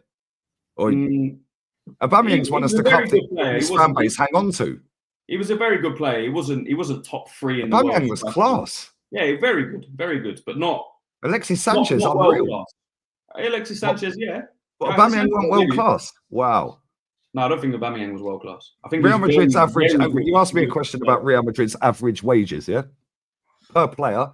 228,930 euros a week, which equates to around, if you take maybe 44 off of that, divided by 120, it's about 170 grand, 168 grand a week, 180. Between 160 and 180, say 180. Let's go 180 a week average, Right, 180 a week average. Bro, Brahim Diaz is on 140,000 euros. Arda Güler's on 100,000 euros. Endrick is on 80,000 euros. That's about 60 grand, 65 grand. The boy that's just come through the academy, Asenso, the centre back's on 16,000 euros. That's about 13 grand a week. Ferland Mendy is on 160 grand a week. Luka Modric is on 160 grand a week. Carvajal, 160. Ceballos, 160. Camavinga, 200 grand. I'm talking in pounds now, But the only players they've got on serious wedge, right? Valverde's on 260 grand a week. They've got Courtois on 250 a week, Rudiger 230 a week, Militao 230, and then the only players over 300 grand a week are Vinny, Jude, Alaba. I don't know how the fuck he's pulled out about, bless his agent, and then Mbappe. When you look at our wage bill, bro, our wage bill's ridiculous. We got 29 on 280, we got Jesus on 265, we got Odegaard 240, Rice 240, Partey 200, Saka 195, Saliba 190. Gabriel Martinelli 180, Ben White 150, Zinchenko 150, who, by the way, when we signed him, was on 20 grand a week at Man City. we put him straight on 150. That's ridiculous. We showed that on the show the other night, didn't we, Dan? Yeah. He was on 20 grand a week, and we put him straight on 150. That is the only thing we can offer these players. We're buying from the bargain basement and putting them on fucking Harrods money. Whereas Real Madrid, they have more pull at Real Madrid because they keep winning, because the fans own the club. They employ the president. The president has to deliver, and if he don't, he gets kicked out. So it's standards. Lee, let me ask you one question. Are Arsenal a more attractive club for a player to join now compared to when Arteta first came in? No, because when Arteta first came in, we'd just finished 5th, 2 points off 3rd. We'd just been to a Europa League final. When he was sacked, he was 8 points off 4th. With 25 games to go. The guy then took us to 8th. He then took us to 8th again. He then took us to 15th for 5 straight weeks, and Thomas Tuchel was available. Chelsea signed him up, and he went and got 6 finals in 14 months. Won 3 in Europe, eclipsed our entire history. Then he had us bottom of the table the following season. When Tottenham were top. I'm not talking about 3-4 years ago. No, I'm talking over the inside. No, but Arsenal players look at this, bro. Right, so I'll spin that back on you then, because I don't think they are a better project now or better team now. Okay. Because if Bukayo Saka goes on international duty, he's sitting down with Jude Bellingham. And Phil Foden. Phil Foden's won 6 Premier Leagues, mate. He's won a treble and 4 in a row. He's won multiple League Cups, 4 or 5 League Cups. He's going to be in another cup final most likely this year. Right? And they've been crap. Then he sits there with Jude, and Jude goes, well, I've been at Real Madrid 18 months, mate. I've already won 5 trophies, and I'm on course for another 3 this season. He's already won 2 this season. He won 3 last season. He's on course for another 3 already. 2 years, potentially 8 trophies. Then, you have William Saliba go on French national duty. He's sitting down with Kylian Mbappe, Camavinga, Tchouameni. What are we doing here? They've won everything. Then you get Mikel Merino, go on international duty with Carver Howe and all this lot. He's won 6 Champions Leagues. Then you have the Brazilian lads, the 3 Gabbies that go on Brazilian duty and are sitting down with Vinny, Rodrigo and Militao and Endrick. They've all won major honours. They're all in group chats, bro. Why would anyone join Arsenal apart from that? We don't win nothing. I don't disagree with your point. I'm not 100% adamant that everything's perfect and rosy. I 100% agree. There's flaws. There's gaps. There's mistakes that have been made. 100% I get that. But essentially, I remember where we were, man. I remember we were in the absolute mud. We were. You might still argue that we're a banter club. I don't think we are. We don't get smashed anymore. We don't lose 6-0s, 8-2s. We're not. Look, we went out last night in the Champions League last 16 and won 7-1. There is a lot to love about this team right now, and I think we're going in the right direction. I get your point. I do agree. There are still gaps. Like I said, mistakes have been made. But look, I'm still hopeful, man. I think he can be the man for the job. If he isn't, if he does end up leaving, I think he might walk in the summer. I think if the back end isn't there, I think he might walk, because I think he could look at himself and think, I think he could possibly think that he can do better than what Arsenal can offer him. If they're not willing to back him financially, I think he could go and maybe get a bigger job. They haven't really. They have. They're giving him 750 million. I've never seen him. Kenny, real talk, and you're older than me, respectfully, DJ as well.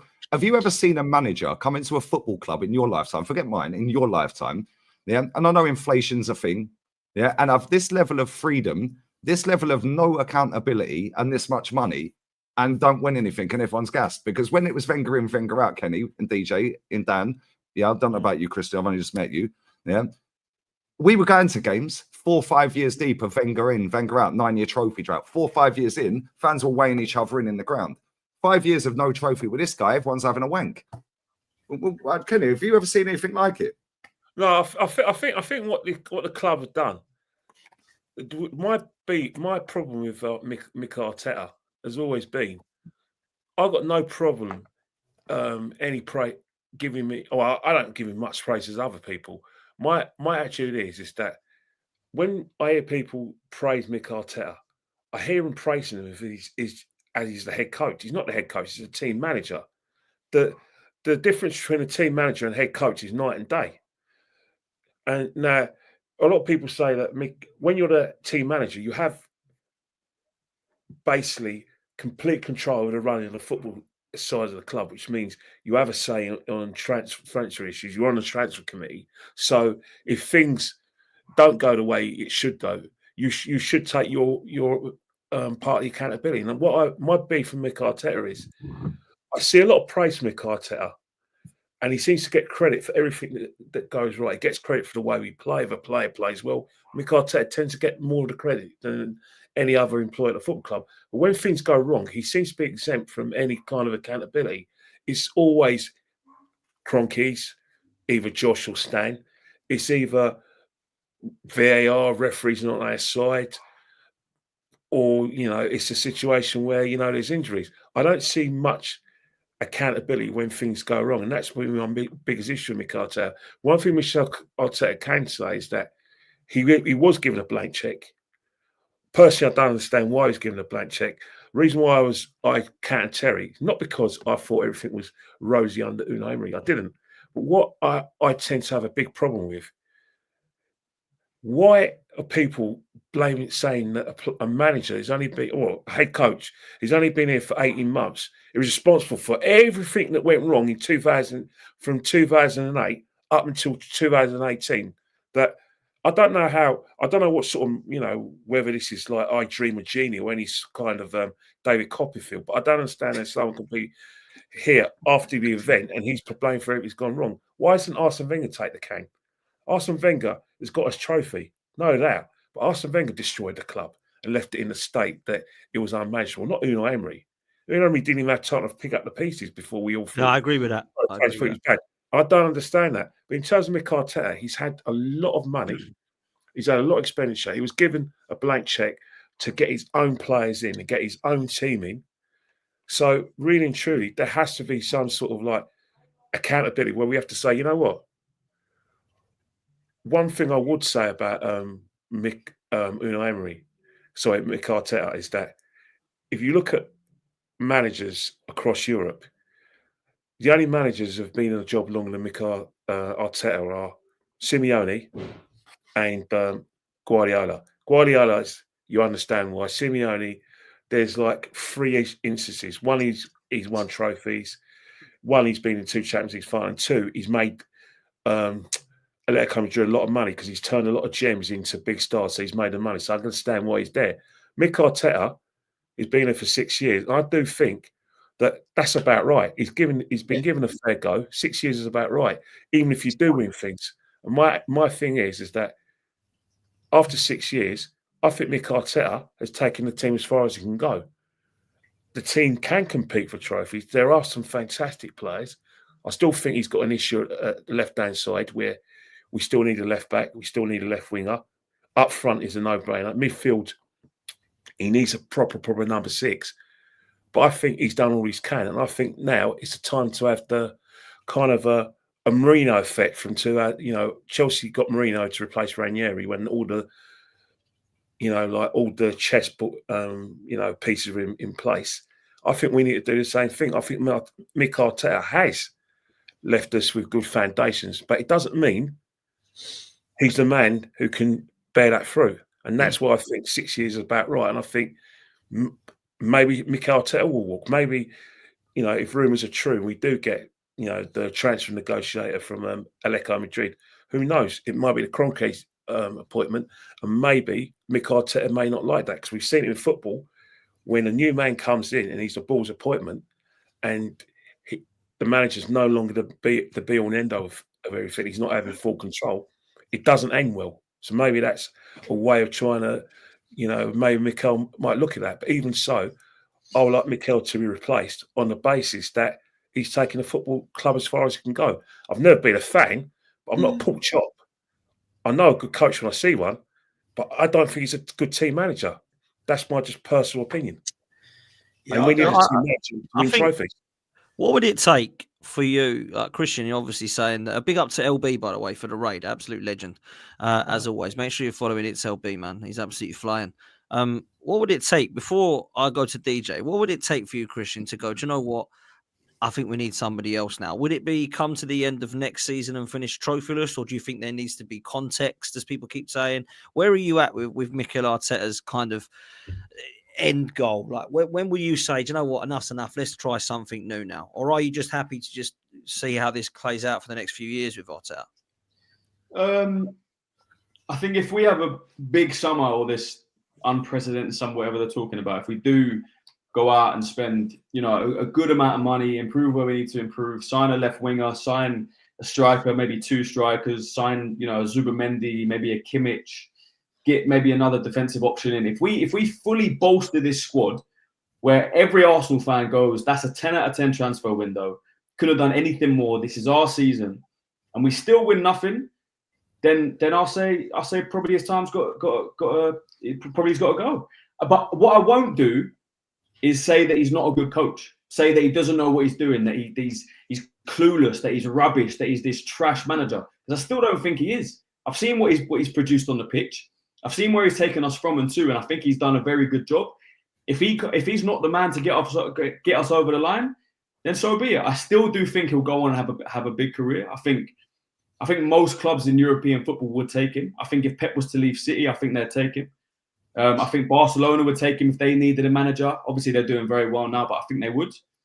I think PSG, if they needed a manager, would take him. Real Madrid maybe is a little step too far, but I don't think he's far off it. I think maybe a job after next, he'd get a Real Madrid job. Look, Pep Guardiola wanted this guy as his right-hand man before he had a job. What does that tell you? Pep Guardiola, probably the best manager in football in history. Steve Bold was sat next to Arsene Wenger for longer. So should we hire him then? That's not the point. Pep Guardiola wanted this guy as his assistant. Yeah, Arsene Wenger wanted Steve Bold. How smart his footballing brain was. It tells you what we need to know with Mikel Arteta. He's an impressive man. He has an amazing football. He's a waffler and he's a storyteller, and he's finessed his way into one of the biggest clubs in Europe and won fuck all. Go on, DJ. Sorry. Go on. Go on, mate. I'm a bit like Kenny, really. I think there comes a time in every managerial career at any club where you just start to think, hang on a minute, are things going to be any different? Because I can go back and watch streams a year ago and we're back full circle. A lot of the things that are being said now were being said when we lost the title and doubt started creeping in. It's very, very difficult to get a team playing when they finish runners up constantly, year in, year out. When a team is built to win a Premier League, like what Arsenal were, let's be honest, and they miss out, and then they miss out again 2 years running, it's then very, very difficult to get that team lifted to go again. And I just think that he's run his time now at the football club. I personally think it's time to change. That's nothing against Mikel Arteta personally. As I said, I've seen some good football under him. I've seen some terrible football under him. I think where he's let himself down this season is the style of football he's adapted. And it's completely alien to what we've been watching in previous seasons. And for the life of me, I can't forgive him the way he's gone about his business this season. And he has, whether you like it or not, from the type of football he's played this season, it's gone backwards. And whenever a manager starts to change drastically and the fans start questioning, hang on a minute, I'm not enjoying this. I mean, Dan, Kenny, we go. I've walked out of many games this season and gone, what have I just witnessed? What have I just seen? Yeah. Now, when it gets to that point, I start to think we need someone else. It needs freshening up. Because otherwise the players will start to lose faith. The players' heads will turn. And getting back to the summer window, whatever way we go through this season, it will come back to that summer window. Now, you made a point earlier, Christian, and you've made some good points. You made a point earlier about he only had about £80 million to spend. Well, surely when he finished 2 points behind Man City and he only had £80 million wallet, he should have looked at his options and gone, where do I need? What is the utmost position I need to strengthen to go to the next level? Mm. He could have got Ivan Toney. He could have got a Dogbik. He could have got someone to fill that position. and he chose not to. And that's where it's going to come back to bite him. Whether you like it or not, he did not strike when the iron was hot in the summer. And Marino and Calafiori should have been his last option of the purse he had to spend. Yeah. He had I 80 agree with million that. and I he do should agree. have gone right. And these are the things that question me with this manager. When it comes to making the utmost vital decision on the field and off the field, he falls short. Newcastle at home in the Carabao Cup. Yeah. FA Cup against Man United that everyone's slagged off in this stream because they're in the gutter, right? We got beat. That team that we've just said that's been in the gutter, we got knocked out the FA Cup on. So, you know, yeah, Man United, and we've got to go there Sunday, by the way, and we'll see how we fare Sunday. But what I'm saying is these are the things that I question this manager over. And as I said, I've got nothing personal. It's just what I see on a football basis. When it comes to the big, big decisions to take this great football club one step further, he fails. And he has failed on numerous occasions when it comes down to the nitty-gritty. Now, we banged PSV 7-1 yesterday. That's brilliant. Players were playing with freedom. We've all played football before at some level. When you're 3-0 up, 3-1 up, you're going to play with freedom. But when it comes to a pressure situation, when you need to get over the line, let's see how the Odegaards and everyone's performs. And that is generated by the manager. When you see the players freezing on the pitch, that comes from the manager. That comes from the coach. He's the one that sets the stall out. He's the one that gives the players the instructions. And on the big occasions, he's failed. And that's why we haven't won anything. And that's why I personally think, I'm not like Arteta out, this, that, and other. I look at the facts. And we need a change. We desperately need a change. He definitely made a mistake in the summer. He looked at it. I think the way we're looking at it now, a lot of fans looking at it like we have no striker. He looked at it in the summer and went, well, Havertz did all right, or did very well, actually. I'm not a Havertz fan. I think signing Havertz was probably Arteta's biggest mistake. I think he's... But have you seen Havertz's strike rate in 2 seasons? How many goals he scored? Come on, that's not... Listen, I don't care. I don't care whether you're the biggest Arteta fan in the world. I've been... You know, if you look at Havertz's strike rate, the striker of Arsenal Football Club, go and look at his strike rate in 2 seasons. Look at Jesus' strike rate since he's been at the club. This is Arsenal Football Club. Yeah. And I think we haven't seen a proper striker since Aubameyang. I know, but this is where it's. I admit the mistake from Mikel Arteta. He looked at Havertz, thought he's good enough up top. Got Jesus, who's now fit. Hopefully, he can stay fit, which obviously he was never going to. And he went, cool. Why has he not bought one yet, Chris? Play up front. Do I sign one striker to then have 3 players that can play up front, or do I bolster the squad? And he exactly. Why has he not bought one yet? Do you think? Why has he not bought one? I still don't know this answer to this question. Why is not exactly? But then these are the mistakes. These are the mistakes that this guy's been making, and this is why fans have to question. You have to question it. It's all right saying, "Oh, look what he's done. Look where he's bought us from."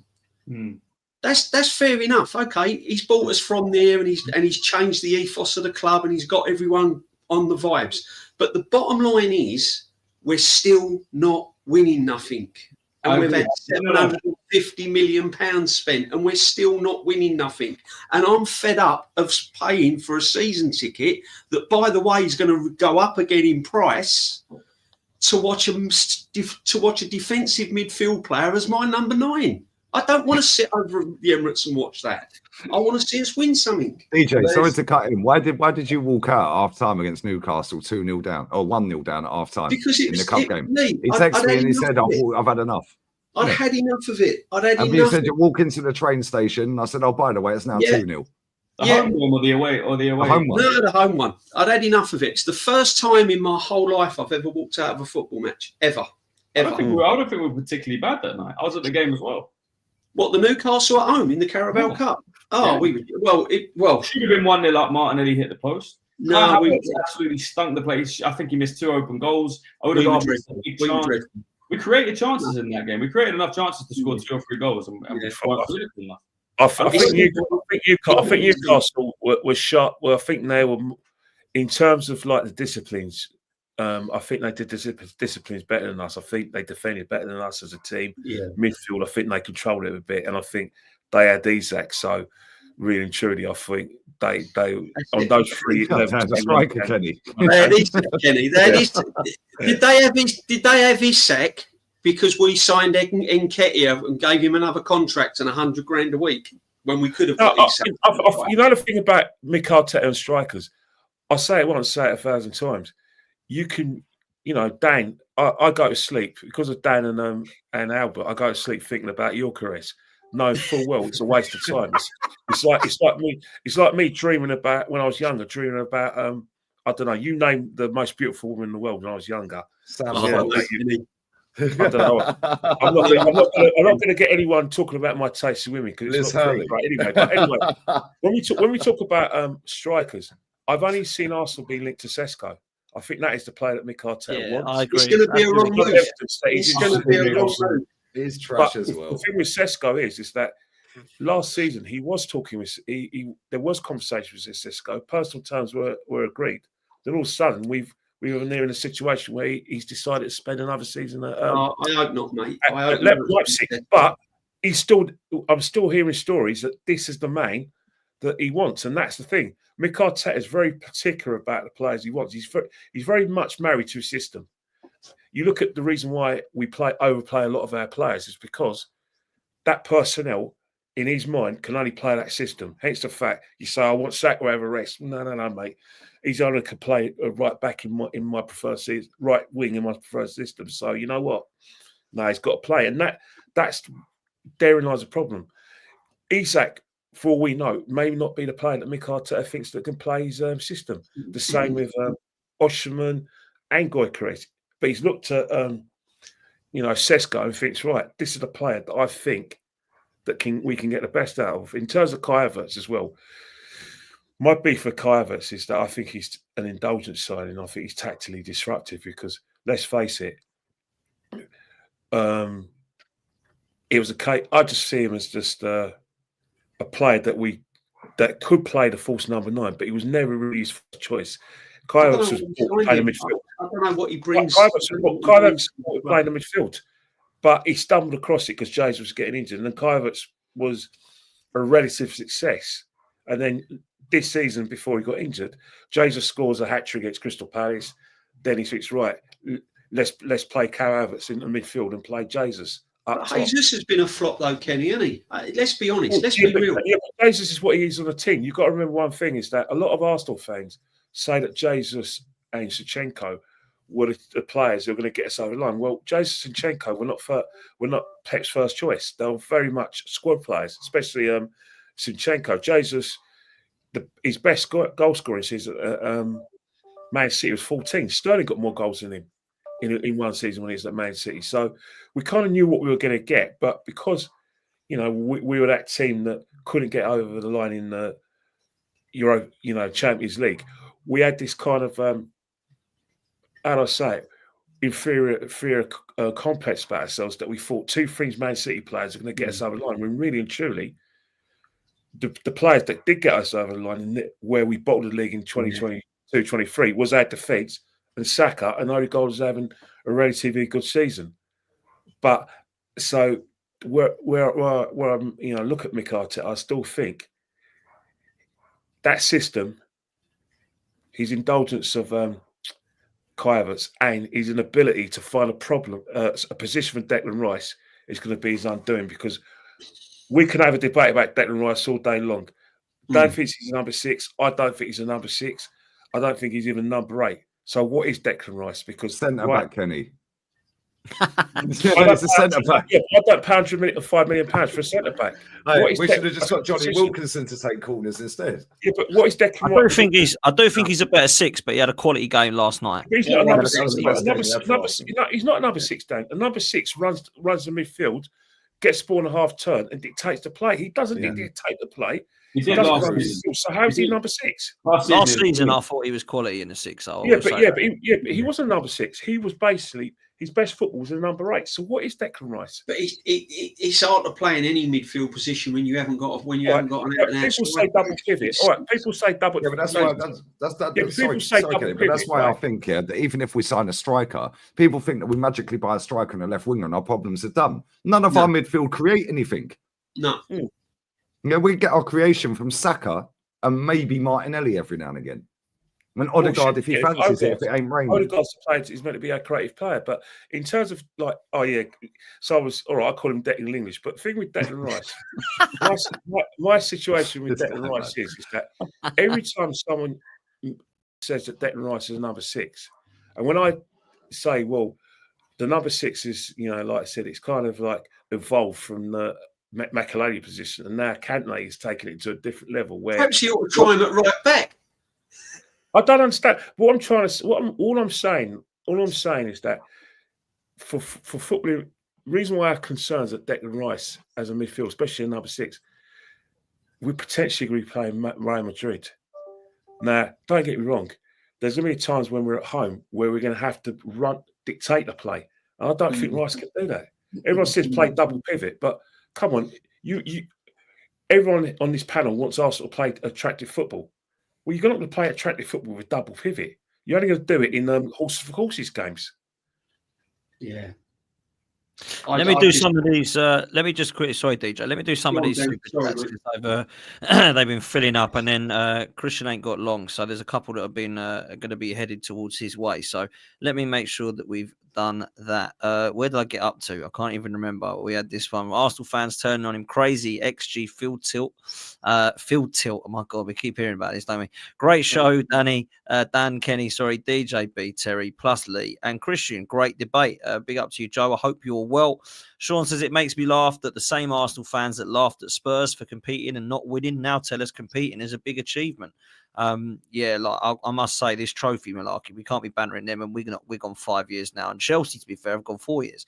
So yeah, we've got to be better at that. You've spent more than City over the last 5 years. That's true. So the City having limitless money argument doesn't really mean much. Trust me, though, they're going to spend big in the summer. Trust me.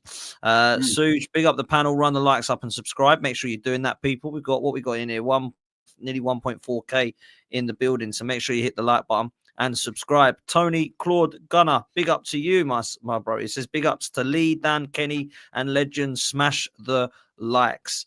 We've also got what's this? Linda says, no offense, but it's got a little bit diluted. I wouldn't take him at Portsmouth.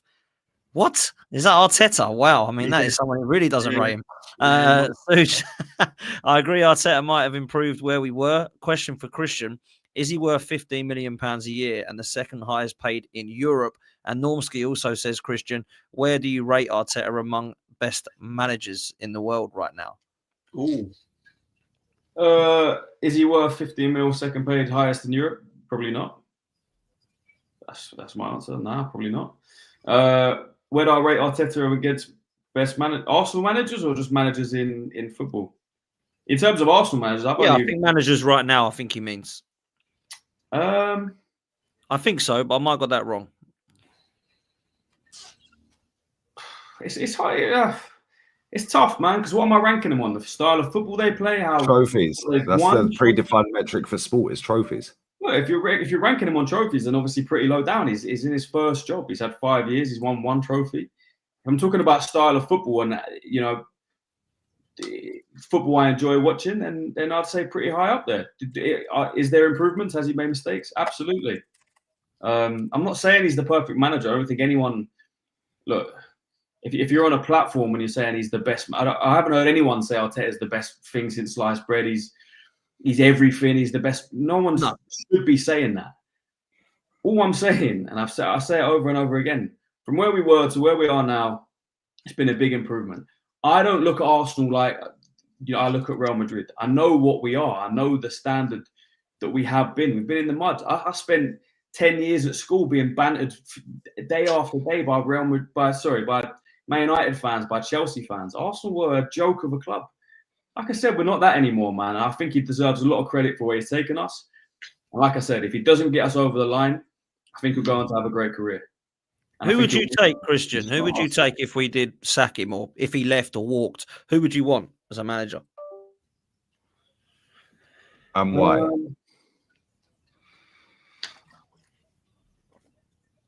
Ideal world or realistic? Well, everything's realistic, bro. We're paying this guy 15 million a year, so yeah, we can pretty million. much. We can pretty much attack anybody. Other Ancelotti's on 8 million, by the way, at the best club in the world. I'd say there's only Pep and maybe Arne Slot that we can't bring in, or Klopp. I would say actually, I'd add to. Other than that, I think we can bring pretty much anybody in on that money. I don't know. It's a tough one, isn't it? It's a tough question because people. The style of the game now, I don't know if anyone. I don't know who comes in and gets us over the line. Like, man, come on, Christian, bro. I'd like to see Zidane. I've actually enjoyed this conversation. I can't lie, and you're a cool guy, yeah. But you can't see anybody coming in and getting us over the line, but you think Arteta can. When he's got no track record of ever doing it, and Inzaghi, is about to walk another league. Yeah, it's just pammed up final 2-0 away tonight. Yeah, we've got 1 billion defenders. He plays 5 at the back. Yeah, if we actually went out and bought 2 strikers in the summer with Inzaghi, yeah, we pissed the title next season. That's it. We just need 2 strikers. I must admit, I do agree with Lee there. I think Inzaghi would be the guy. And he's on 5.1 million a year. Or of course, Carlo Ancelotti. I'd love. Bro, I fucking love that guy, bro. Yeah, but what did he do at Everton, Dan, apart from whack up our manager home and away? I think I hate that. No, see, I don't with Carlo Ancelotti. Only what? Yeah, I don't know. Do you know what it is, though, lads? Yeah, I think a lot of people, and it's not this at Christian or Terry or anybody else that rates the manager. Listen, if you rate the manager, rate the manager. That's up to you. Yeah, you're adults. Like, you can do what you want. Yeah, but we were told we don't want negative Jose. We don't want Simeone. He plays fucking shit football. Boom, boom, boom. This football's worse than both of them. Yeah, then it's what did this guy do at this club? What did he do there? What did Jose do at Spurs? Well, he got him to a cup final and they sacked him. What did Conte do? Well, he finished 4th above your manager in his first season at Tottenham, who you don't rate. Yeah, then it's like, what did Ancelotti do at Everton? Nobody cares, bro. He beat us home and away and finished 3 points behind us with Everton. Then he'd gone back to Real Madrid and he's their most successful manager. Look at Everton now he's gone. Since he's gone, look at Everton. Yeah, and you know that he's managed in 2 spells at Real Madrid, about 60-odd games more than Arteta has at Arsenal. And he's their most successful manager. And they're still booing him on the pitch the other week after they lost 5-2 in the final, after he's already won 2 this season. Like, it's my point. It's like every manager you put on the table to people, they dismiss them. And they're serial winners. I would take Allegri at Arsenal like that. And people go, he's a dinosaur. Yeah, just because people feel like a certain way, it's like, we need to play sexy football. No, we don't. Real Madrid fans have been bored out of their box all season watching that crap.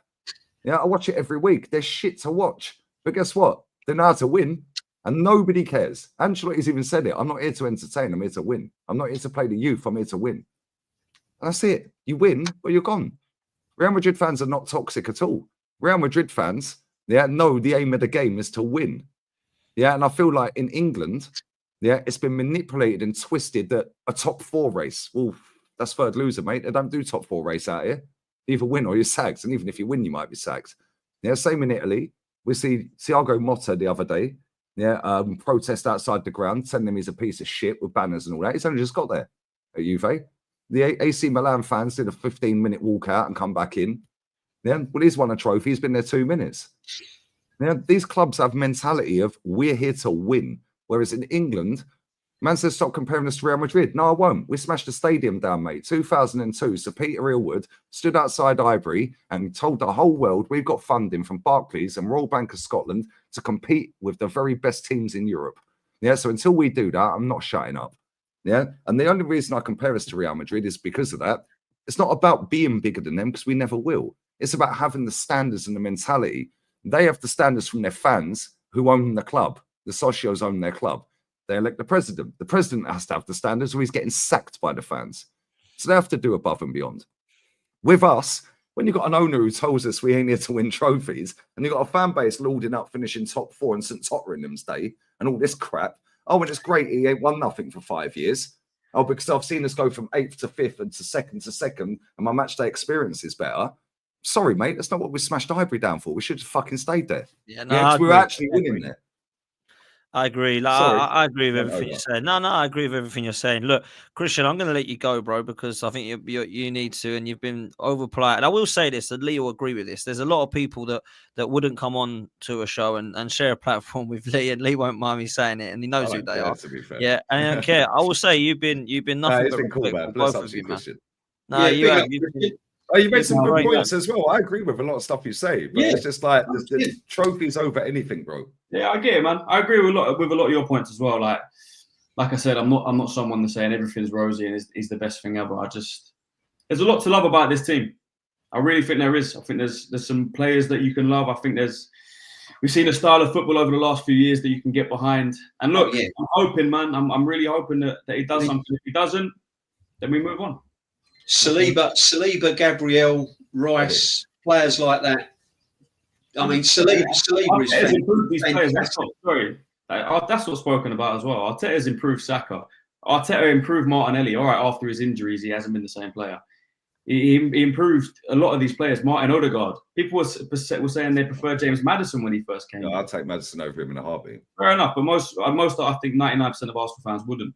He improved Ben White when he came in. He improved Saliba and Gabriel. Gabriel, people were calling him a bozo. Now people are saying he's better than Saliba, one of the best centre backs. Yeah, he's been our best defender since the World Cup. That's But not what happens when they leave? improves his What happens players. when they leave, though, Christian? Because let's be real, right? They probably will, Yeah. man. Look, if If we they don't leave, then what are we going to do? That's reality of Arsenal, isn't it? I've been an Arsenal fan for 28 years, and that's the reality. I've seen our best players leave. I agree with that as well. But right now, I'm not in a place to lose my head and smash things up. And there's something there that I believe in, and I want to hold on to, and I hope it goes in the right direction. If it doesn't, I won't be happy. It's going to be a big summer. I think this summer for Arsenal Football Club is going to be the biggest transfer window in generations. Because I don't want a Sesko. I want to prove we need. Hey, DJ, don't worry. We'll buy another centre back to play left back. We need a proven goal scorer. We need a proven goal scorer to the limits where I would even go and put on the table, whether he'd come or not, and whether fans slag me off for it, I'd even go and get the buyout clause for Harry Kane at Bayern Munich. I'd even try that. Seriously. We should have done that in the first place. Daniel Levy is all about that. We need a proven goal scorer. We need a proven goal scorer going into next season, or we're going to have the same conversations this time next year. I think DJB. I think we need. Good chat, bro. Thank you so much. Nice to meet you, Christian. Nice to meet you, Good mate. to meet you, mate. See you soon. Take care, bro. Take care, mate. Yeah. I think what Arsenal need is that we don't want to get into a situation where we get ourselves into Man City territory this season, where there's certain situations where there were a lot of they needed younger legs in the midfield. They needed someone who could help out with the goals. And Pep said everything was fine. I think with Arsenal, without doubt, Arsenal, that left-hand side is going to be our Achilles heel, even if we do get strikers. The midfield situation is that if we do lose Thomas Partey and we do lose Jorginho, even though they're past their best physically, I would say you still need to get someone in midfield who can run that midfield, who can play alongside Declan and play alongside Odegaard, because I do genuinely believe that if we want to compete in the Champions League and, be a team that can win the Champions League, get the semi-final on a regular basis like Chelsea and get to the final and eventually win it, our midfield against the best teams in Europe is going to be our Achilles heel, especially if you're assuming that the three that I think that a lot of fans think we're going to go with is Rice, Odegaard, and Marino. I think that's short in the Champions League, and I think it's going to be short against a quality Man City side next season, and what we believe to be a quality City side, Liverpool side as well. So, in that respect, one of the reasons why I understand why Arsenal fans are angry is because you compare this summer just gone to the previous summer. You've got the feeling that when we spent all that money in 2023, we were aggressively going to win that league. In January, when we tried to buy players, we aggressively were trying to cement our position as a top team and go and get the league over the line in 23. This summer, it was a case where even though a lot of Arsenal fans were optimistic, even though a lot of Arsenal fans thought we were really, really close, there's no evidence from our summer transfer dealings that we were aggressively going for that title. And I think if Mick Arteta is an honest man, he'd be thinking, hang on here, even though we're the next cab of the rank, I haven't got enough to challenge for both the Champions League and the Premiership. He have to be honest to say that transfer in its own, there's no way that we're ready. I'll make you right, Kenny. I think we need, and Dan said it before time and time again, and so has other people and Lee and that. I think we need probably minimum 5 players in the summer. Oh yeah, definitely. We definitely need a real attacking midfield player from central positions, like a Rodgers or something like that. 100%, we need an attacking midfield player. Well, that's what I was going to say. That's what I was going to say to you guys to close, right? Before we do that, let me just do this super chat very quickly from Sava, absolute legend. Make sure you're following Football Heritage TV and you're subscribing, people. All my favourite Arsenal fans in one place. He says, don't let Dan choose your next forward as he doesn't know the difference in a striker and a goal scorer. I laugh out loud. Legend, absolute legend. Thank you so much. That's one of the best super chats I've seen. Kick up, I'll start with you. DJ. We're going to close with this question, right? Yeah. If I said to you, which 3 players would you like to see come into Arsenal right now, position-wise, and you can give me names if you want to, what would you like to see this summer? Because I know we're jumping ahead, but a lot of people are looking forward to that now, particularly potentially with Andrea Berta coming in. I think it could be a good summer. I mean, I'm hoping it could be a good summer. That's what we've got to hold on to. If we could have 3 players, who are the 3 players that you would like to see coming into the Arsenal, mate? Well, it's different with a striker. It all depends who's available, isn't it? I'd like us to think that we could probably go and get a Gorkarez or someone like that. You know, I'd be pleased to see a Gorkarez come into the team. You know, your central midfield players. I mean, they've got to be players that are proven in the Premiership, I think, because we ain't got time to bed them in and go for 2 seasons. So, you know, I wouldn't mind someone like a Rodgers or something like that. Yeah, great shout. I think he's a great player. Yeah, there are players. I mean, there's a player there, Biella, you know, I'd like to see as well. Yeah, I mean, they've got to be proven players. They've got to be proven players because we ain't going to have the time to mess around. I mean, you know, the heat is on this manager and owners this season. If we go another season without nothing, I mean, it's going to be. Yeah, but DJ, you say that, yeah, but most of these fans, yeah, what the fuck have I done here? Most of these fans sat there at the start of the season and said, if he don't win nothing this season, he's got to go. Yeah, now, what they do is when it's all falling down, is they go, we need to apply context. Context is it's 1-0, mate. I was going to say that. But the problem is they'll do it again this summer. Yeah. They'll gas up every player we're linked to.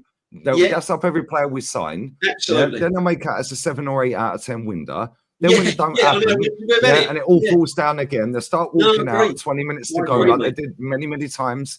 Yeah. And then they'll go, well, we need to apply context. Give him another load. Oh, the Cronkies didn't back him. Bro, how many more millions does he need before he can win something? Exactly. But he ain't going to go.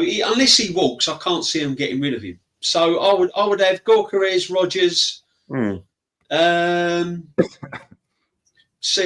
See, depends on who we're going to splash out on and how much money we got. They've got to make money available, DJ. I like Kudos at West Ham. I think he could do a job for us. He's exactly what we need because simple reasons. Exactly. So, you know, I'm keeping it realistically. I mean, there are players out there that I'd like Vinicius Junior and people like that, but I'm just keeping it realistic. I'd like Shakira tonight, mate. That ain't happening.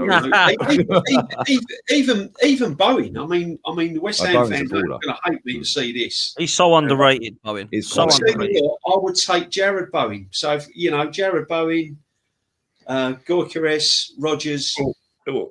I don't know. At least he'll be able to do the school run if Jared Bowen comes to us, because obviously.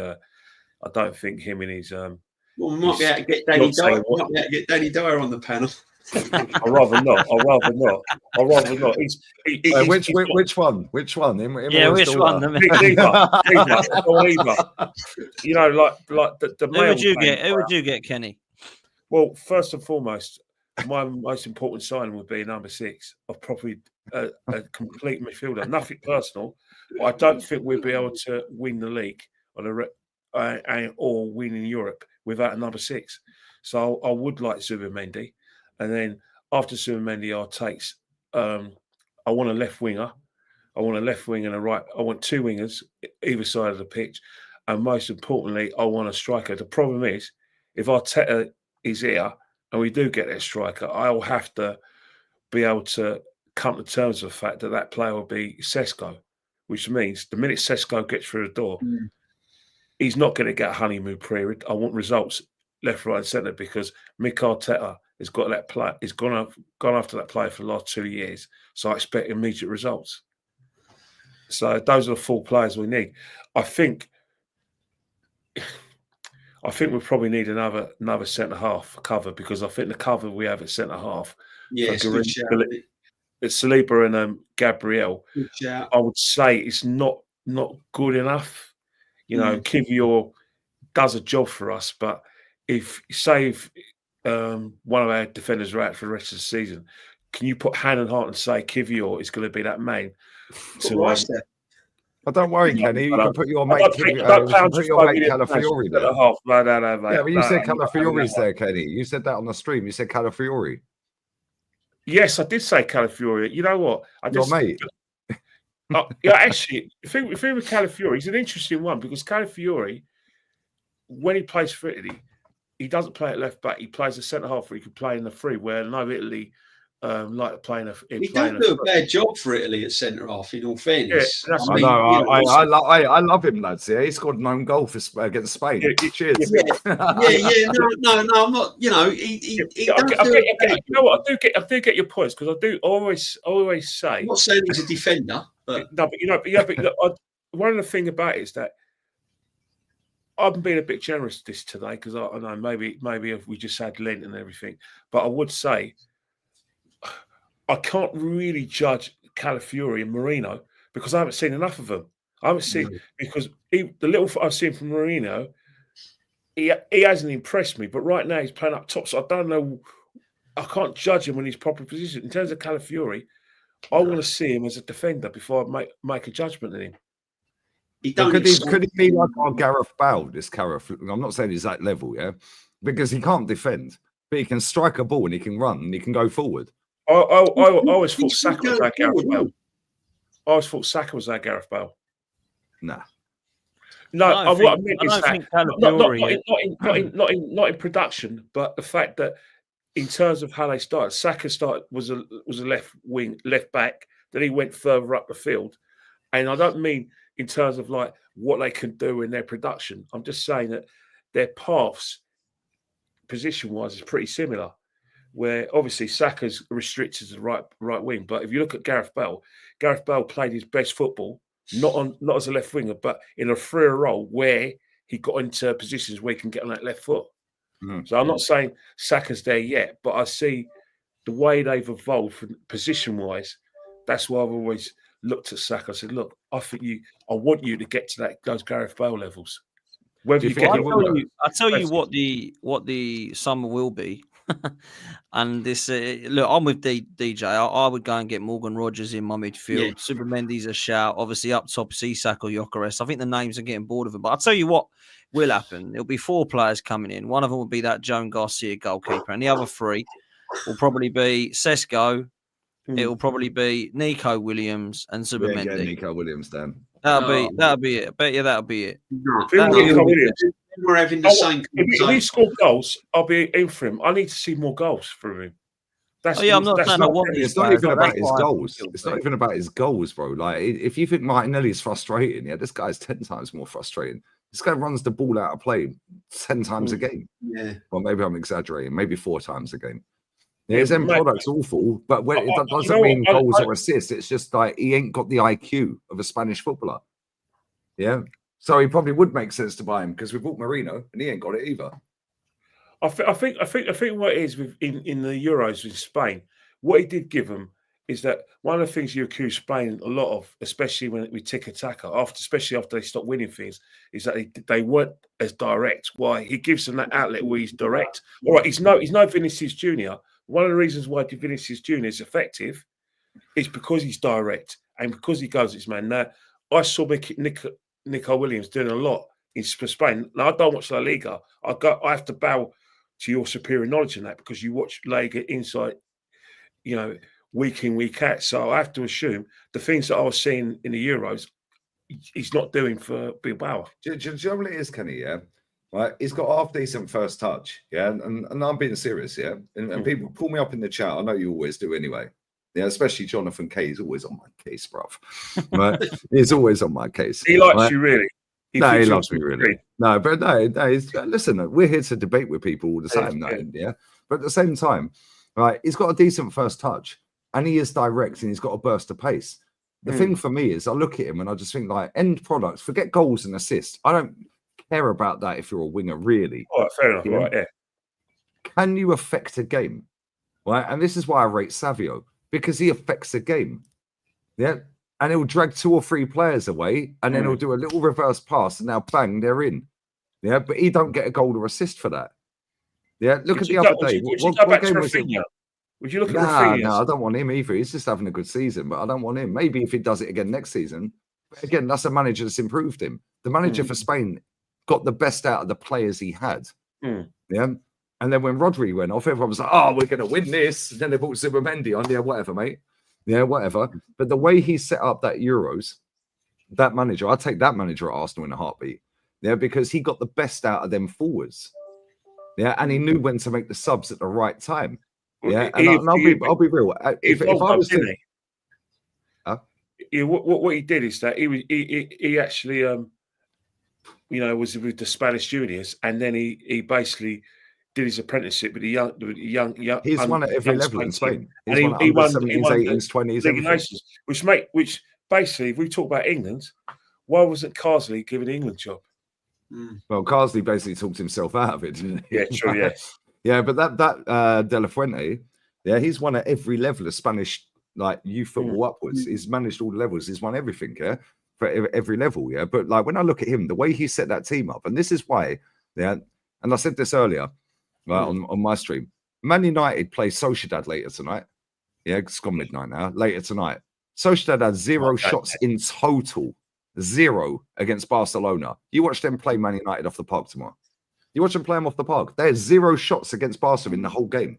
You're saying Man United go out then? Man United go out then? I'm not so sure they go out because Man U are clutch at times, yeah, and Bruno are just fucking skank a goal or something, yeah, or they get a dodgy penalty. It's so stunned of shit. Right? My point is, the reason these teams play other teams off the park is because the technical ability has not been drilled out of them in the youth levels. Yeah, whereas in England, you have to be a powerful runner.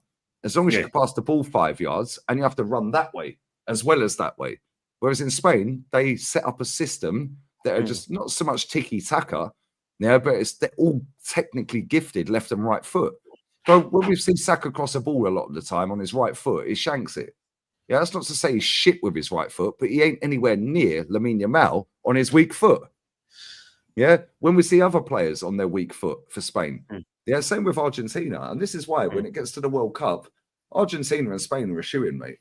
Yeah, they're a shoo-in because they'll just play you off the park because they're so good in tight spaces. And this is the same with Sociedad. Sociedad, they got run through against Barcelona. But now they're going up against pace and power Man United.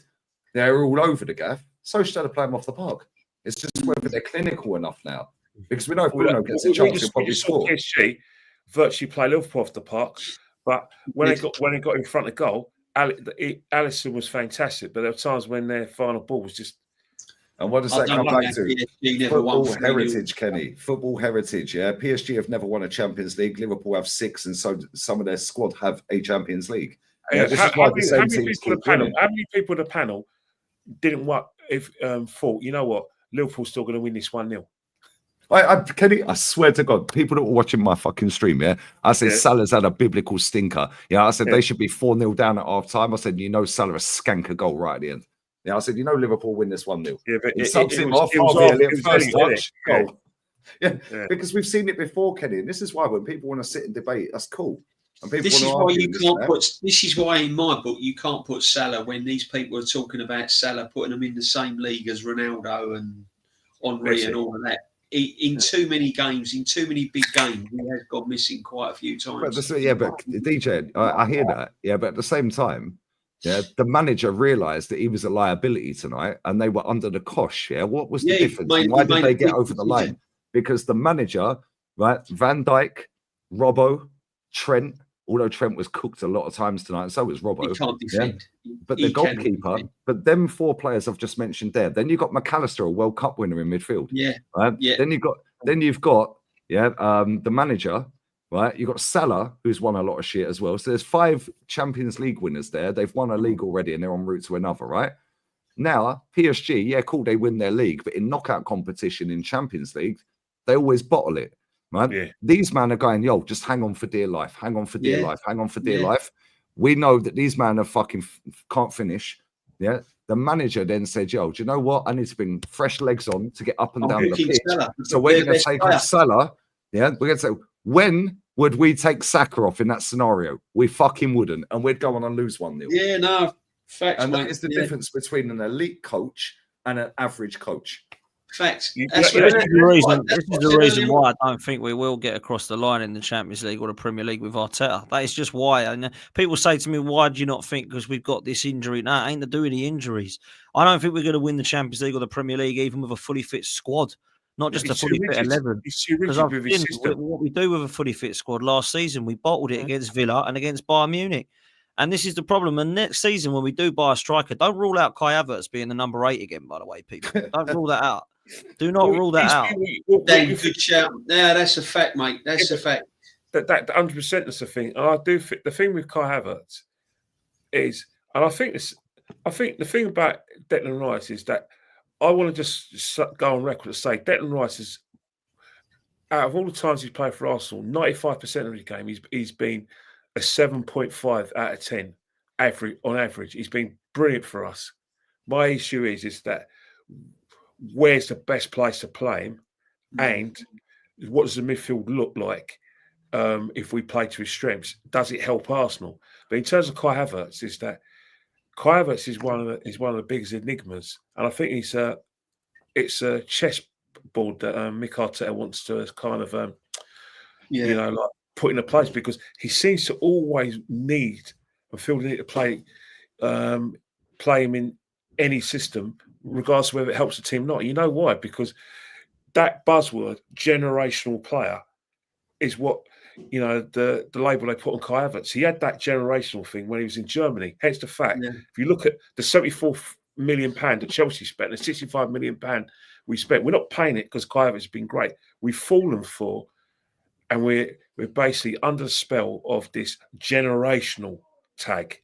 And right now, when he plays for Germany, I can see the generational thing, because he is fantastic when he plays for his country. But when he plays for Arsenal, I look at what he does and I say, right, he's good and okay, but I don't pay for okay and good. Kenny is still shit at Germany. I've watched enough Germany games here. The amount of sitters that guy misses, and he'll stop had a penalty. Yeah, but you look at when he plays for Germany, he gets involved in the play. He tries to dictate the play, and he gets in those positions. He doesn't hide when he plays for his country.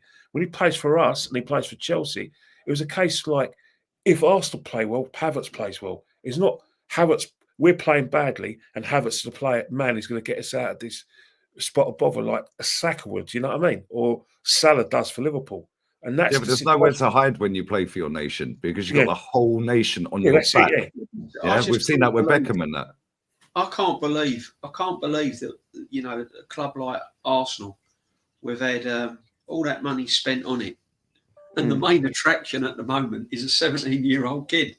Do you know what I mean? An 18-year-old left back playing from a number 8 to left back. It's pathetic.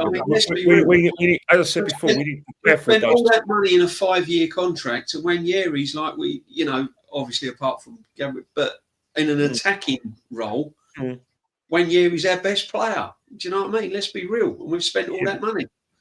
It's You know the great. thing about that, DJB, with him and Skelly, next season is where we're going to find out about those players, because that's when Skelly is going to be under immense pressure. The spotlight's going to be. If I'm not manager, I'm saying wind that guy up, go for him.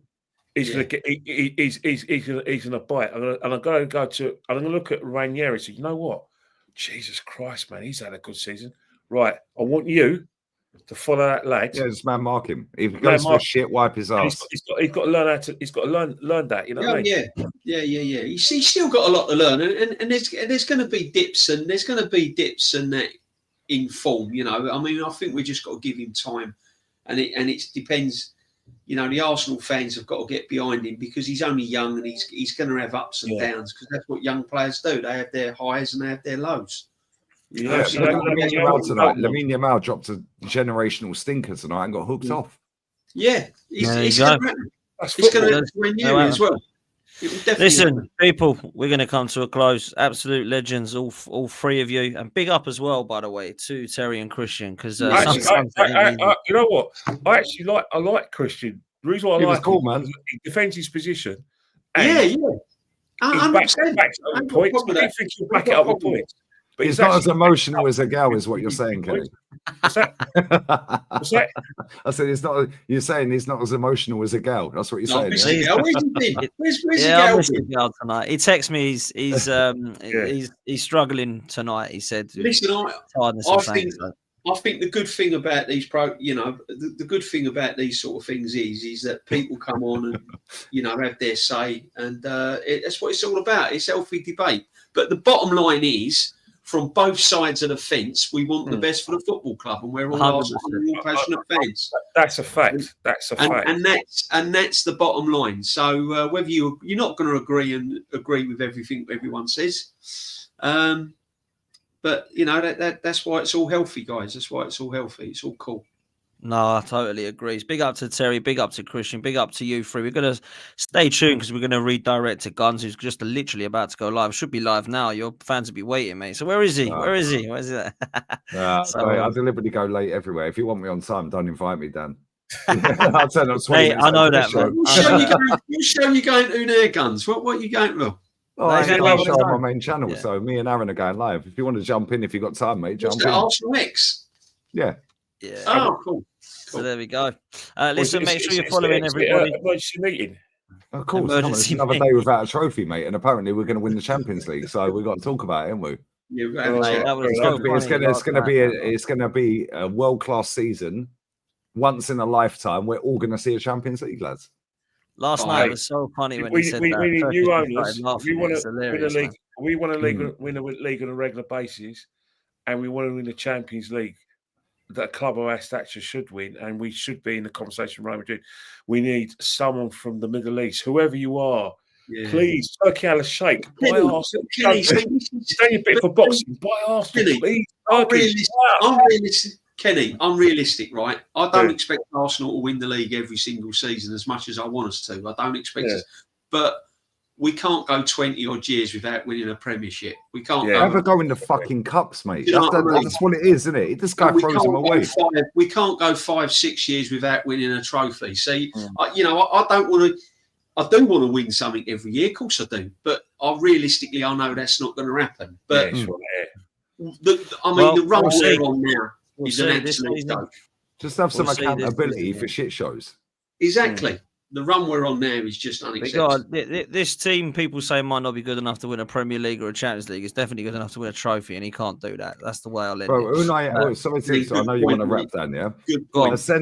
Asensio, market opportunity from PSG on loan. He scored 5 goals. Right? He scored in 3 different competitions, 2 goals in the Prem, 2 in the FA Cup, and he scored a goal, the killer goal against Bruges yesterday. Right, yesterday. Oh, was it yesterday? Yeah, yesterday. Yeah, last night. Yeah. It's almost like if you sign a 3 times Champions League winner, he's going to step up in a pressure moment, 89th minute, and put the game to bed, innit? Who knew? Market opportunity. Yeah. Meanwhile, don't worry, guys. Don't worry, lads. Yeah, we'll just go and sign these scrubs like Mikel Merino and put him up front. Unbelievable. Unbelievable. Listen, make sure you're following everyone. People, make sure you hit the like button and subscribe. Make sure you go. Thanks a lot, mate. Come on, Legend. Thanks for having us. Come on, Big up, man. lads. Always a pleasure, you boys, man. Always a pleasure. We're out of here, people. Make sure you hit the like on the way out. Thanks for 35K on the road to 40. We'll see you next time. Big up, Thank you. people. Big up, Dan. Cheers, mate.